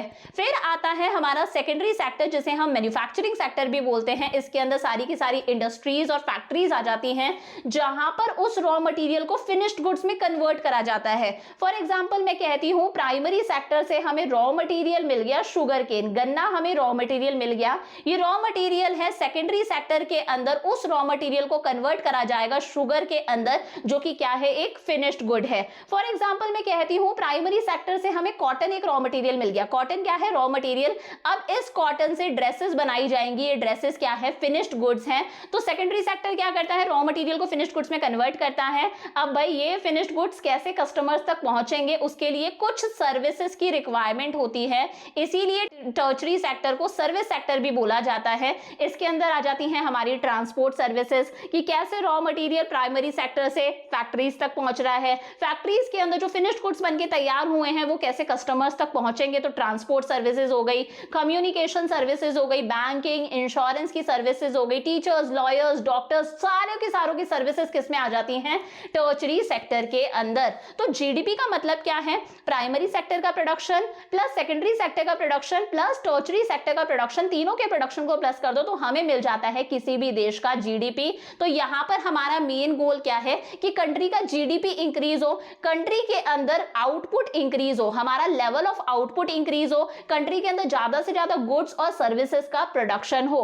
अब देखो जब भी कंट्री के अंदर कंसिस्टेंटली गुड्स और सर्विसेज का प्रोडक्शन इंक्रीज होता है, जब कंट्री के अंदर कंटिन्यूअसली ज्यादा से ज्यादा गुड्स और सर्विसेज का प्रोडक्शन होता है तो ऐसे में हमारी इनकम अपने आप इंक्रीज होगी। ज्यादा प्रोडक्शन प्रोडक्शन हो रहा है, प्रोड्यूसर ज्यादा पैसा कमाएगा, कंट्री के अंदर ज्यादा से ज्यादा इनकम होगी तो वो अपने एम्प्लॉयज को भी पैसा ज्यादा देगा, कंट्री का ओवरऑल पूरा का पूरा इकोनॉमी हमारी ग्रो करेगी, हमारी नेशनल इनकम इंक्रीज होगी और इसी को बोला जाता है जीडीपी ग्रोथ, यानी कि इकोनॉमिक ग्रोथ की कंट्री की क्या हो रही है, इकोनॉमिक ग्रोथ हो रही है। समझ में आ गया? जीडीपी ग्रोथ का मतलब है कंट्री के अंदर ज्यादा से ज्यादा गुड्स और सर्विसेज का प्रोडक्शन हो, ज्यादा से ज्यादा गुड्स और सर्विसेज का फ्लो हो, हमारा आउटपुट इंक्रीज हो, और जब कंसिस्टेंटली हमारा आउटपुट इंक्रीज होता है over a period of time, उसी को बोला जाता है कंट्री की क्या हो रही है, इकोनॉमिक ग्रोथ। अब देखो ये जो जीडीपी है ये दो तरीकों से इंक्रीज हो सकता है, दो तरीके अपना लो, कंट्री का जीडीपी इंक्रीज हो जाएगा।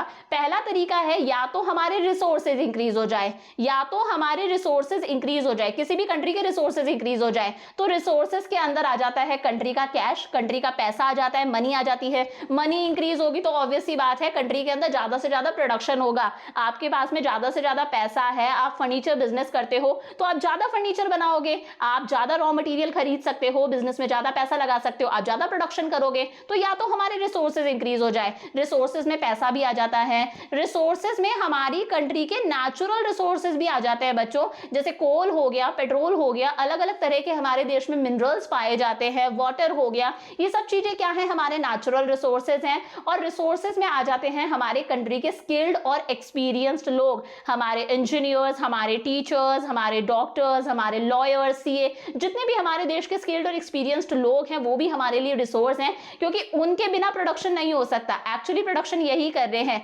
तो ये सारी चीजें क्या है, रिसोर्सेज है। अगर रिसोर्सेज इंक्रीज होंगे तो प्रोडक्शन इंक्रीज हो जाएगा। या फिर दूसरा तरीका है कि हम कोई इनोवेटिव टेक्नोलॉजी यूज करने लग जाए, हम कोई एडवांस्ड टेक्नोलॉजी यूज करने लग जाए, इनोवेटिव मतलब कोई नई तरीके की टेक्नोलॉजी यूज करने लग जाए जिसकी वजह से हमारी कॉस्ट ऑफ प्रोडक्शन, जो काम करने की कॉस्ट है वो कॉस्ट भी कम आए, काम करने में जो टाइम लग रहा है वो टाइम भी कम खर्च हो। अगर काम करने में टाइम कम लगेगा तो हम उसी टाइम के अंदर ज्यादा से ज्यादा प्रोडक्शन कर सकते हैं। फॉर एग्जांपल एग्रीकल्चर सेक्टर के अंदर आया था ग्रीन रिवॉल्यूशन। क्या आया था? Green revolution. जब हम यूज करने लग गए थे HYV seed, high yielding variety seeds, जब हम यूज करने लग गए थे तो उसकी वजह से एकदम से प्रोडक्शन बहुत ज्यादा इंक्रीज हो गया था, स्पेशली राइस का प्रोडक्शन बहुत ज्यादा इंक्रीज हुआ था, वीट का प्रोडक्शन बहुत ज्यादा इंक्रीज हुआ था।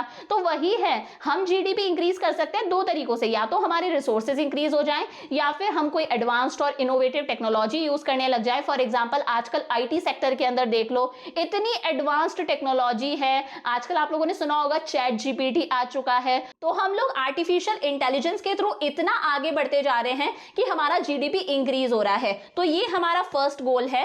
Planning in India was to ensure that natural resources were fully explored. हमारे प्लानिंग का मकसद था कि हमारे जितने भी नेचुरल रिसोर्सेज हैं, कोल, पेट्रोलियम वगैरह जितने भी नेचुरल रिसोर्सेज हैं, हम उनका प्रॉपर यूटिलाइजेशन करें, उनका जुडिशियस यूज होना चाहिए, उनका सही से यूज होना चाहिए, हम उन्हें अच्छे तरीके से यूज करें और टेक्नोलॉजी जो है वो टाइम टू टाइम इंप्रूव होती जाए तो अपने आप कंट्री का जीडीपी जो होगा वो इंक्रीज होगा, कंट्री की इकोनॉमिक ग्रोथ होगी। समझ में आ गया हमारा फर्स्ट गोल। अच्छा देखो, फर्स्ट गोल पढ़ रहे हो तो फर्स्ट गोल के साथ में एक बहुत ही इंपॉर्टेंट टॉपिक है और ये टॉपिक आपकी एनसीईआरटी के अंदर भी गिवन है, टीआर जैन बुक में भी गिवन है, एनसीईआरटी में भी गिवन है। तो मैंने अंदर का जो कंटेंट है वो एनसीईआरटी से लिया, ये ज्यादा अच्छा था। देखो ध्यान से समझना, चीज क्या है, structural composition and structural change, दोनों अलग अलग चीजें होती है। स्ट्रक्चरल कॉम्पोजिशन का मतलब क्या होता है, देखो जो जीडीपी है वो कैसे निकलता है, मैंने पीछे भी बताया था। तीन सेक्टर्स होते हैं, एग्रीकल्चर सेक्टर, ये बेसिकली हमारा कौन सा सेक्टर है, प्राइमरी सेक्टर है।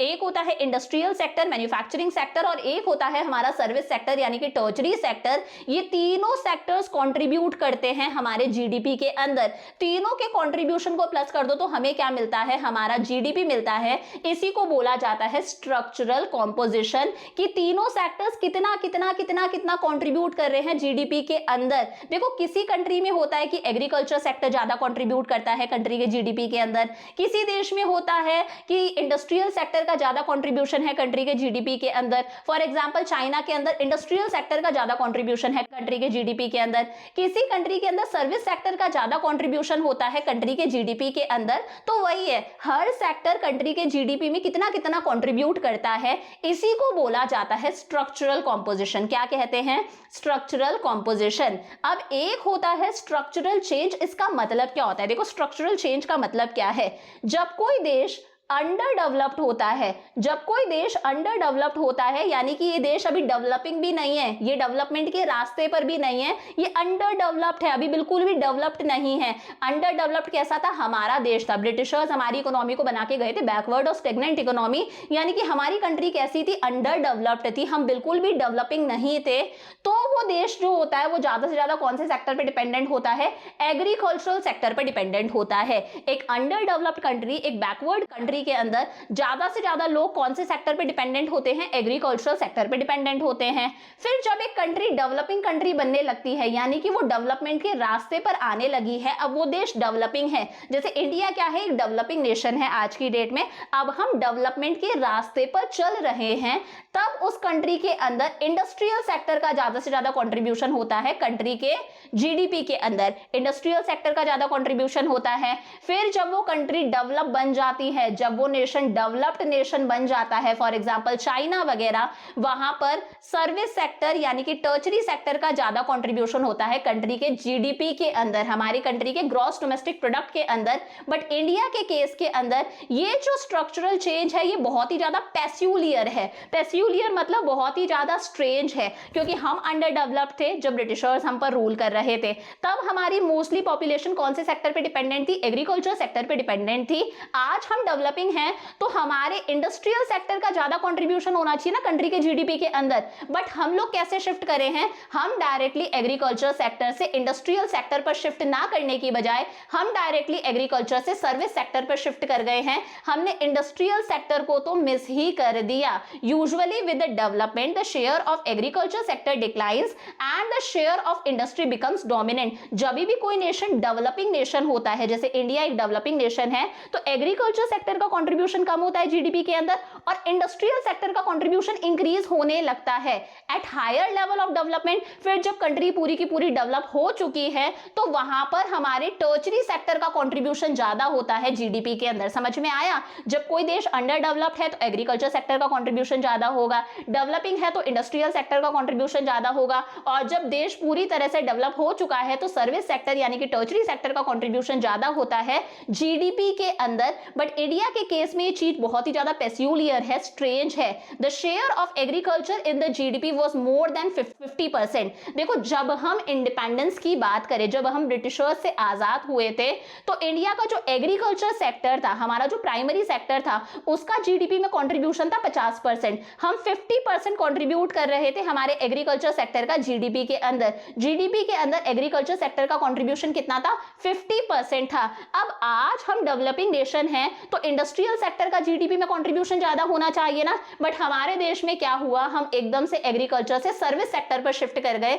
अगर हम 2021 के डेटा की बात करें, इकोनॉमिक सर्वे ऑफ इंडिया 2021 के अकॉर्डिंग देखें तो आज हमारे केस में सर्विस सेक्टर जो है वो 56.4% कंट्रीब्यूट करता है हमारी कंट्री के जीडीपी के अंदर। नंबर 1 पर आता है सर्विस सेक्टर, नंबर 2 पर आता है इंडस्ट्रियल सेक्टर और नंबर 3 पर आता है हमारा एग्रीकल्चर सेक्टर। इसीलिए बोला जाता है जो हमारा स्ट्रक्चरल चेंज है वो थोड़ा सा पेक्यूलियर है, थोड़ा सा स्ट्रेंज है। समझ में आ गया? कायदे से हमें होना चाहिए था सेकेंडरी सेक्टर पर, यानी कि इंडस्ट्रियल सेक्टर ज्यादा कंट्रीब्यूट करता है हमारी कंट्री के जीडीपी के अंदर, क्योंकि हम एक डेवलपिंग नेशन है, बट हमारे यहाँ पर सर्विस सेक्टर ज्यादा कंट्रीब्यूट करता है कंट्री के जीडीपी के अंदर। तो समझ में आ गया हमारा फर्स्ट गोल क्या है?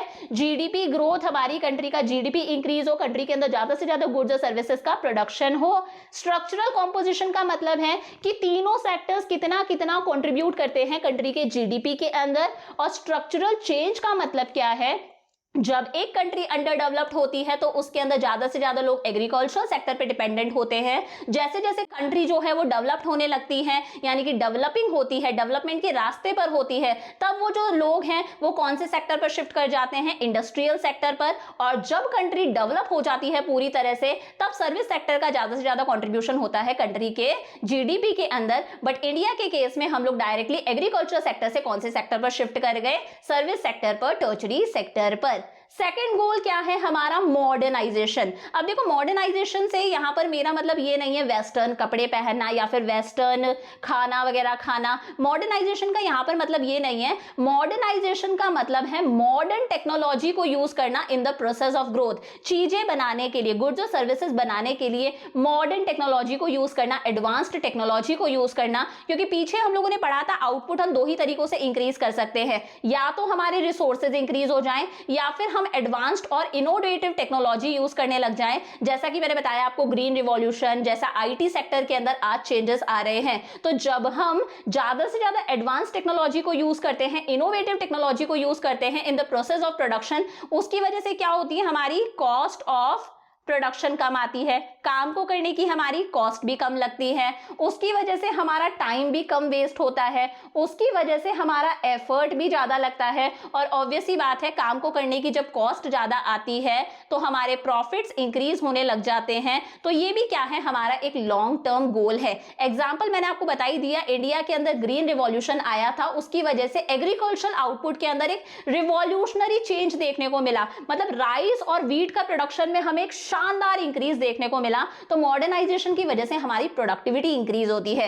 एक एग्जांपल मैं और देती हूं आपको आईटी सेक्टर का, हमारा इंफॉर्मेशन टेक्नोलॉजी। आज इस फील्ड में इतने चेंजेस आ रहे हैं, हर चीज रोबोट्स के थ्रू होती है। आज चैट जीपीटी आ चुका है, आर्टिफिशियल इंटेलिजेंस के थ्रू हम इतनी सारी चीजें पता कर सकते हैं। हमें सिर्फ कमांड देने की जरूरत है कि भाई हमें ये चाहिए, वो काम तुरंत हो जाएगा। तो वही है, ये भी क्या है, हमारा मॉडर्नाइजेशन है। अब देखो मॉडर्नाइजेशन में एक चीज और आती है, हमारा सोशल आउटलुक चेंज होना, सोसाइटी का नजरिया चेंज होना भी किसके अंदर आता है, सोशल आउटलुक के अंदर आता है। कि हमारा नजरिया चेंज हो जाए दुनिया को देखने का। आजकल हम लोग देख रहे हैं विमेन एम्पावरमेंट। आजकल विमेन जो है वो कंट्री के जीडीपी में कंट्रीब्यूट करती हैं, औरतें जो हैं वो भी काम करती हैं, प्रोडक्शन प्रोसेस में पार्टिसिपेट करती है, विमेन एम्पावरमेंट देखने को मिलता है। ये क्या है, सोशल आउटलुक है। हमारे सोशल आउटलुक में भी चेंज आना चाहिए, हमारे सोच में भी चेंज आना चाहिए। हमारी जो सोच है वो थोड़ी सी ब्रॉड होनी चाहिए। आजकल फीमेल्स हर सेक्टर के अंदर काम करती हैं, हर सेक्टर के अंदर, चाहे वो पॉलिटिक्स हो, चाहे वो इंडस्ट्रियल सेक्टर हो, चाहे वो टर्शरी सेक्टर हो, आईटी सेक्टर हो। तो ये भी क्या है, मॉडर्नाइजेशन है। मॉडर्नाइजेशन के अंदर हमारे सोशल आउटलुक में, हमारे नजरिए में चेंज आए, ये भी आता है। एम्पावरमेंट ऑफ वुमेन इसका बहुत अच्छा एग्जांपल है कि आजकल औरतें भी हमारी इकोनॉमिक और सोशल प्रॉस्पेरिटी में कंट्रीब्यूट करती हैं, हमारे जीडीपी में कंट्रीब्यूट करती हैं। हमारी कंट्री जो ग्रो कर रही है उसके अंदर फीमेल्स का भी पार्टिसिपेशन है। तो ये हो गया हमारा सेकंड गोल। अच्छा, सेकंड गोल के साथ में एक क्वेश्चन और आता है, ध्यान से देखना। मॉडर्नाइजेशन और एम्प्लॉयमेंट जनरेशन, ये दोनों कॉम्प्लीमेंट्री हैं या कॉन्ट्रडिक्टरी है? देखो मॉडर्नाइजेशन का मतलब होता है प्रोडक्शन करने के लिए जब हम ज्यादा से ज्यादा मशीन्स का यूज करते हैं, ज्यादा से ज्यादा जब हम इनोवेटिव टेक्नोलॉजी का यूज करते हैं, उसे मॉडर्नाइजेशन बोला जाता है। एम्प्लॉयमेंट जानते ही हो ना, लोगों को काम मिले, लोगों को रोजगार मिले। ये दोनों चीजें कॉम्प्लीमेंट्री हैं, मतलब एक साथ चलती हैं, या कॉन्ट्रडिक्टरी हैं? कॉम्प्लीमेंट्री का मतलब है अगर मॉडर्नाइजेशन होगा तो ज्यादा से ज्यादा लोगों को एम्प्लॉयमेंट मिलेगा, अगर मॉडर्नाइजेशन नहीं होगा तो लोगों को एम्प्लॉयमेंट भी कम मिलेगा। तो कॉम्प्लीमेंट्री का मतलब है ये दोनों चीजें एक दूसरे के फेवर में हैं, साथ साथ चलती है कि ज्यादा मॉडर्नाइजेशन होगा तो ज्यादा से ज्यादा लोगों को एम्प्लॉयमेंट मिलेगा, या फिर ये चीजें कॉन्ट्रडिक्टरी है, एक दूसरे के अगेंस्ट है कि अगर मॉडर्नाइजेशन ज्यादा होगा तो एम्प्लॉयमेंट अपॉर्चुनिटीज कम हो जाएंगी। तो देखो जब हम लोगों ने प्लानिंग करने के बारे में सोचा था तब हम लोगों ने यही देखा था कि मॉडर्नाइजेशन और एम्प्लॉयमेंट जनरेशन दोनों क्या बनेंगे, एक दूसरे के कॉम्प्लीमेंट्री बनेंगे। जितना ज्यादा कंट्री में मॉडर्नाइजेशन होगा उतना ही ज्यादा से ज्यादा लोगों को एम्प्लॉयमेंट मिलेगा। हमने ऐसा सोचा था कि ये चीजें कॉम्प्लीमेंट्री चलेंगी, साथ साथ चलेंगी। Both modernisation and employment generation as goals of planning were taken as complementary to each other. तब तो ये कॉम्प्लीमेंट्री ही था। जब से हम लोगों ने प्लानिंग करना स्टार्ट करा था, 1950 में प्लानिंग कमीशन सेटअप हुआ था, उसके बाद से हम लोगों ने तो इन्हें कॉम्प्लीमेंट्री ही माना था कि अगर मॉडर्नाइजेशन होगा, अगर प्रोडक्शन करने के लिए हम ज्यादा से ज्यादा machines, innovative technology, advance technology का यूज करेंगे तो डेफिनेटली प्रोडक्शन इंक्रीज होगा, प्रोडक्टिविटी इंक्रीज होगी। जितना ज्यादा प्रोडक्शन इंक्रीज होगा उतनी ही कंट्री के अंदर इनकम इंक्रीज होगी। प्रोड्यूसर ने ज्यादा प्रोडक्शन करा तो उसकी ज्यादा इनकम होगी। जितनी ज्यादा इनकम इंक्रीज होगी उतनी ही कंट्री के अंदर गुड्स और सर्विसेज की डिमांड बढ़ेगी। ये समझना, प्रोड्यूसर की इनकम ज्यादा हुई है, प्रोड्यूसर को इनकम ज्यादा हुई है तो वो प्रोडक्शन करने के लिए 4 फैक्टर्स ऑफ प्रोडक्शन यूज करता है ना, तो वो लैंड को भी, ज्यादा रेंट देगा, वो अपनी लेबर को भी ज्यादा सैलरी और वेजेस देगा, वो जिस बंदे ने बिजनेस में कैपिटल लगाई है उसको भी ज्यादा इंटरेस्ट देगा और एंटरप्रेन्योर भी अपने हिस्से का ज्यादा प्रॉफिट लेगा। तो ओवरऑल कंट्री के अंदर अपने आप इनकम इंक्रीज होगी। जब हमारी इनकम इंक्रीज होती है, हमारे हाथ में पैसा ज्यादा है, हमारी जेब में पैसा ज्यादा है, जब कंट्री में मनी सप्लाई ज्यादा है तो हम लोग डिमांड ज्यादा करते हैं। अब प्रोड्यूसर इतनी सारी डिमांड को कैसे फुलफिल करेगा? तो डिमांड को फुलफिल करने के लिए प्रोड्यूसर क्या करता है? ज्यादा से ज्यादा लेबर हायर करता है और अपने आप कंट्री के अंदर एम्प्लॉयमेंट अपॉर्चुनिटीज भी इंक्रीज होती हैं। तो हमने तो कुछ ऐसा सोचा था और चल भी ऐसा ही रहा था कि मॉडर्नाइजेशन हो रहा था, प्रोडक्टिविटी इंक्रीज हो रही थी, लोगों की इनकम बढ़ रही थी, सारे फैक्टर्स और प्रोडक्शन के पास में ज्यादा पैसा जा रहा था, इनकम बढ़ रही थी, लोग डिमांड ज्यादा कर रहे थे। प्रोड्यूसर सबके डिमांड को कैसे फुलफिल करे? तो वो ज्यादा से ज्यादा लोगों को रोजगार दे रहा था, एम्प्लॉयमेंट दे रहा था। So things were going good, सारी चीजें कैसे चल रही थी? अच्छे से चल रही थी, ये दोनों एक दूसरे के कॉम्प्लीमेंट्री थे। बट आज की सिचुएशन में हम लोग क्या कर रहे हैं? हम ज्यादा से ज्यादा टेक्नोलॉजी को यूज कर रहे हैं और हम ये जो हमारी लेबर है इसे इस टेक्नोलॉजी से रिप्लेस करते जा रहे हैं। हम जो काम लेबर के थे वो काम भी कैसे कर रहे हैं? टेक्नोलॉजी से कर रहे हैं। फॉर एग्जांपल मैं आपको बताऊं, आजकल रेस्टोरेंट्स के अंदर भी, पहले रेस्टोरेंट्स के अंदर वेटर हुआ करते थे, आजकल बहुत सारे रेस्टोरेंट्स के अंदर वेटर की जगह पर भी रोबोट्स होते हैं। तो आजकल हम उस लेबर को इन रोबोट से, इस टेक्नोलॉजी से खत्म करते जा रहे हैं। अभी चैट जीपीटी आया आईटी सेक्टर के अंदर, तो उसकी वजह से भी आने वाले टाइम में बहुत सारे लोगों की नौकरियां छिन जाएंगी, क्योंकि जो लेबर वाला काम है वो काम तो चैट जीपीटी कर देगा। तो वही है, now technology has emerged as a principal driver of growth and is substituting labour. आजकल टेक्नोलॉजी के भरोसे हमारी देश चल रहा है, हमारी कंट्री चल रही है और टेक्नोलॉजी की वजह से ही ग्रोथ हो रही है। हम इस लेबर को, इस हमारी लेबर को किससे सब्स्टिट्यूट कर रहे हैं? टेक्नोलॉजी से। हम लेबर कम हायर कर रहे हैं, टेक्नोलॉजी ज्यादा यूज कर रहे हैं, तो डेफिनेटली हमारी कंट्री की ग्रोथ हो रही है, कंट्री की ग्रोथ हो रही है, कंट्री का जीडीपी बढ़ रहा है। बट ये ग्रोथ तो हो रही है, बट ज्यादा से ज्यादा लोगों की नौकरियां छिनती जा रही हैं, लोगों को नौकरी नहीं मिल रही है, कंट्री के अंदर अनएम्प्लॉयमेंट है। तो इसी को बोला जाता है जॉबलेस ग्रोथ। क्या कहते हैं? Jobless growth. या आप एम्प्लॉयमेंट में पढ़ोगे कि कंट्री के अंदर ग्रोथ हो रही है बट लोगों की जॉब्स छिनती जा रही है, लोगों के पास में जॉब्स नहीं है, अनएम्प्लॉयमेंट है। तो ये कॉन्ट्रडिक्टरी बन गया है अब कि भाई जितना ज्यादा हमारे देश में मॉडर्नाइजेशन होता जा रहा है उतनी एम्प्लॉयमेंट अपॉर्चुनिटीज, एम्प्लॉयमेंट जनरेशन कम होता जा रहा है। इसकी वजह से क्या हो रही है?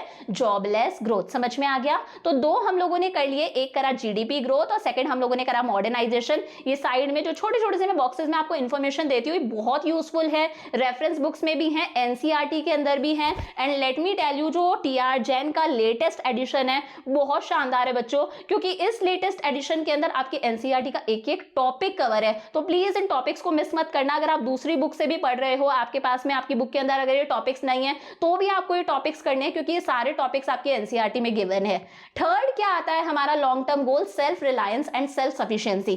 देखो दोनों अलग अलग चीजें होती है, self reliance and self sufficiency. पहले सेल्फ रिलायंस समझो। सेल्फ रिलायंस का मतलब है कि हम फाइनेंशियली मतलब पैसों के मामले में हम लोग इंडिपेंडेंट हैं। पैसों के मामले में हमें दूसरे देशों के साथ में हाथ नहीं फैलाने पड़ते। पैसों के मामले में जब हम दूसरी कंट्रीज पर, रेस्ट ऑफ द वर्ल्ड पर डिपेंडेंट नहीं होते, हम आत्मनिर्भर होते हैं, इंडिपेंडेंट होते हैं, उसे बोला जाता है सेल्फ रिलायंस। कि हम बार बार वर्ल्ड बैंक के सामने हाथ नहीं फैलाते, हम बार बार इंटरनेशनल मॉनेटरी फंड आईएमएफ के सामने हाथ नहीं फैलाते, या फिर दूसरी कंट्रीज से फाइनेंशियल हेल्प नहीं मांगते कि हमें लोन दे दो, हमें पैसा बोरो करना है। That means self reliance. तो ये भी हमारा क्या है? लॉन्ग टर्म गोल है कि इंडिया सेल्फ रिलायंट बने। Self reliance means the state of non dependence on rest of the world. Rest of the world मतलब दुनिया के दूसरे देशों पर, दूसरी कंट्रीज पर, या फिर वर्ल्ड बैंक हो गया, आईएमएफ वगैरह हो गया, इन पर हम लोग निर्भर ना हो, फाइनेंशियली हम लोग इंडिपेंडेंट हो। That is self Reliance. But self sufficiency क्या होता है? कि जो हमारी लाइफ की नेसेसिटीज हैं, जो असेंशियल चीजें हैं, उसके लिए हम लोग इंडिपेंडेंट बने, सेल्फ सफिशिएंट बने हम लोग हमारी लाइफ की नेसेसिटीज के लिए, असेंशियल चीजों के लिए, जैसे मेडिसिन के लिए, कपड़ों के लिए, फूड के लिए, इन सब चीजों के लिए जो डेली वाले हमारे कंज्यूमर आइटम्स है, ब्रेड बटर हो गया, साइकिल हो गई, इन चीजों के लिए जब हम सेल्फ सफिशिएंट बन जाए ना, उसे बोला जाता है सेल्फ सफिशिएंसी। कि असेंशियल चीजों के लिए हमें दूसरे देशों के सामने हाथ ना फैलाने पड़े, दैट इज सेल्फ सफिशिएंसी। तो पैसों के लिए आत्मनिर्भर होना is self Reliance, but essential चीजों के लिए आत्मनिर्भर होना, इंडिपेंडेंट होना is self sufficiency. These goals were given high priority during first 7 5-year plans. जो हमारे शुरुआत के 7 5-year प्लान्स थे ना, उस टाइम पर इन गोल्स को बहुत ज्यादा प्रायोरिटी दी गई थी कि इंडिया सेल्फ सफिशिएंट बने, इंडिया सेल्फ रिलायंट बने। इसके पीछे एक छोटी सी स्टोरी है। 1965 की बात है। इंडिया और पाकिस्तान के बीच में वॉर चल रही थी। इंडिया और पाकिस्तान के बीच में वॉर चल रही थी और उस टाइम पर यूएसए इंडिया को फूड ग्रेन सप्लाई करता था। यूएसए हमें फूड ग्रेन सप्लाई करता था, राइस व्हीट वगैरह खाने की चीजें सप्लाई करता था कुल मिला के।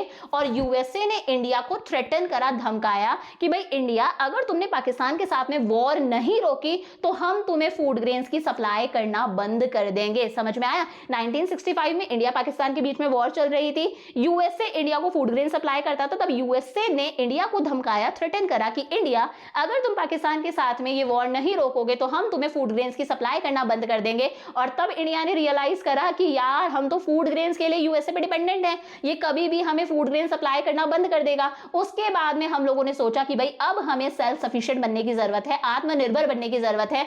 और आज हमारी कंट्री सेल्फ सफिशिएंट है। जो भी एसेंशियल चीजें होती हैं उनके लिए, चाहे वो फूड ग्रेन्स हो, मेडिसिन वगैरह हो, इनके लिए हम सेल्फ सफिशिएंट हैं कि हमें दूसरे देशों पर डिपेंडेंट नहीं होना पड़ता, हमें दूसरे देशों की तरफ से आ रही अनसर्टेनिटी को फेस नहीं करना पड़ता। आज हम इतने सेल्फ सफिशिएंट हैं कि हम दूसरी कंट्रीज को हमारा प्रोडक्ट एक्सपोर्ट भी करते हैं, हम हमारी कंट्री का पेट भी भर लेते हैं। इनफैक्ट आज हम बहुत सारा बफर स्टॉक भी मेंटेन करके रखते हैं। फूड ग्रेन्स का हम लोग स्टॉक मेंटेन करके रखते हैं इमरजेंसी के लिए, कि कल को कोई जरूरत पड़ जाए, कोई हजार्ड्स आ जाए, नेचुरल हजार्ड्स वगैरह कुछ भी, तब हम इन फूड ग्रेन्स को यूज कर सके। So this is our third goal, self reliance and self sufficiency. Last आता है इक्विटेबल डिस्ट्रीब्यूशन ऑफ इनकम। इसी को इक्विटी भी बोला जाता है।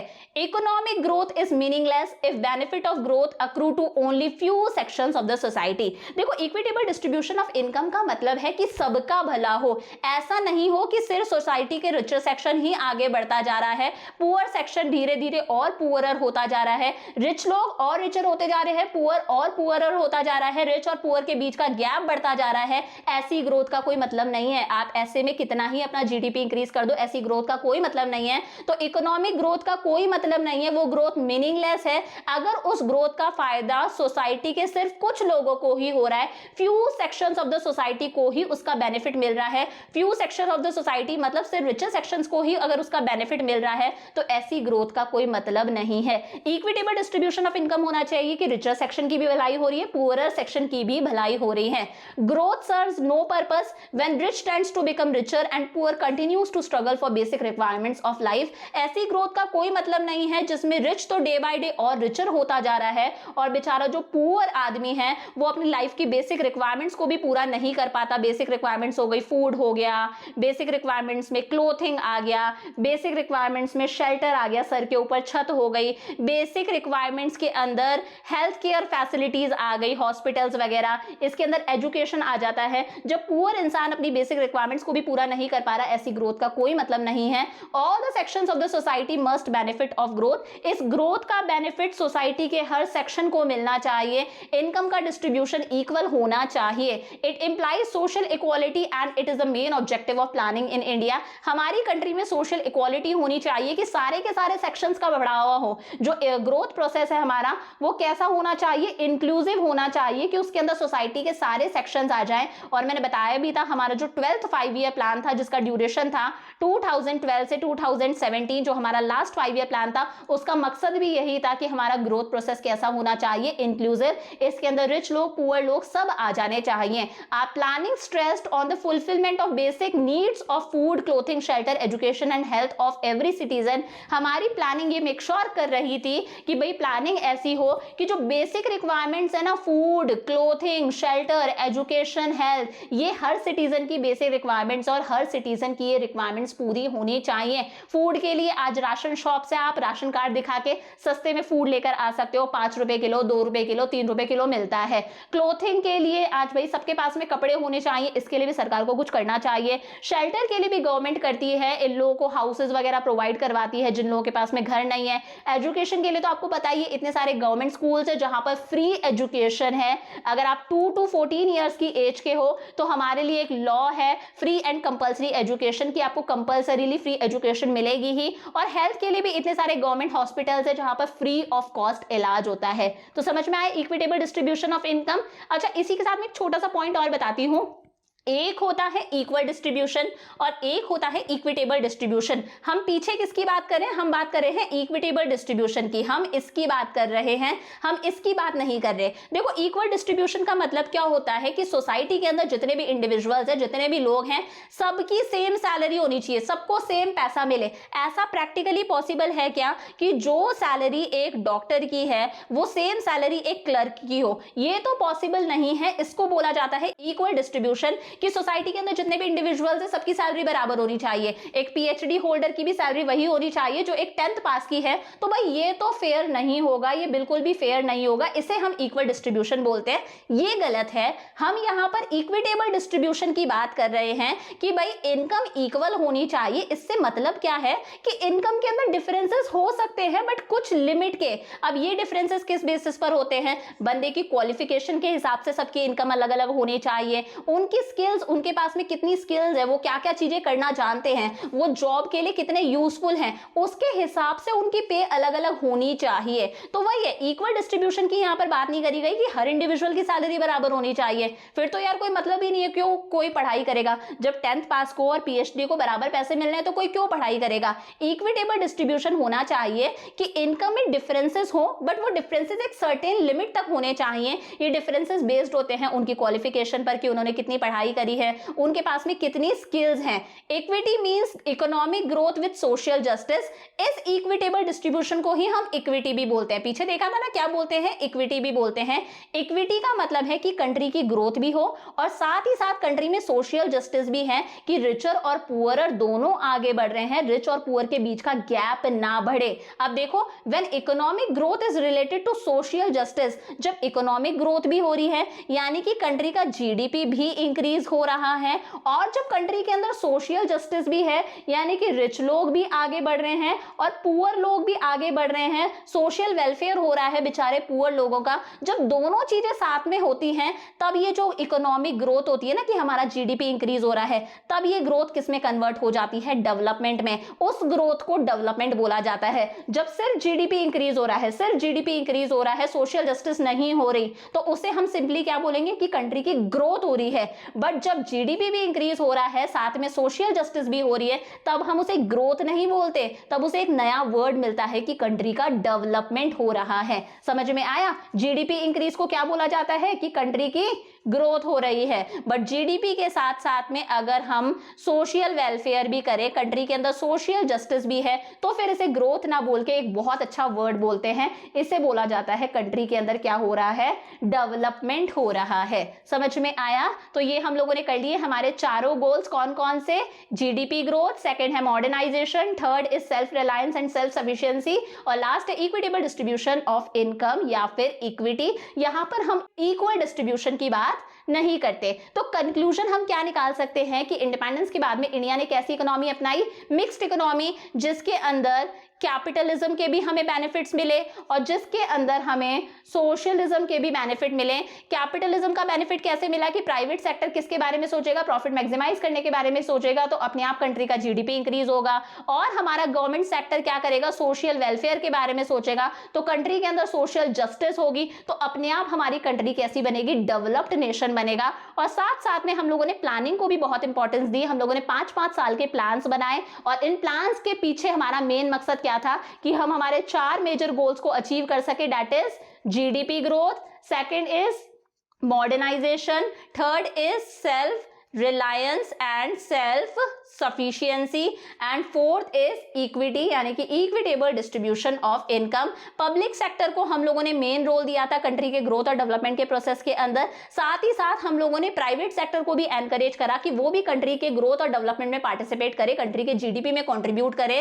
Growth process was to followed according to targets and 5 year plans. हमारा ग्रोथ प्रोसेस कैसे था, जिसके अंदर हम लोगों ने टारगेट सेट करे थे, हम लोगों ने गोल सेट करे थे, और उन गोल्स को अचीव करने के लिए हम लोगों ने 12 5 ईयर प्लान्स बनाए थे। फर्स्ट 5 ईयर प्लान आया था 1950 के 1 के अंदर, और लास्ट 5 ईयर प्लान आया था हमारा 2012 के अंदर। तो अब मैं आपको 5 क्वेश्चन दे रही हूं जिनके आंसर्स आपको मुझे कमेंट्स में करने हैं। प्लानिंग कमीशन जो सेंट्रल प्लानिंग अथॉरिटी थी हैज बीन रिप्लेस्ड बाय, उसे किसने रिप्लेस कर दिया? When was planning commission established?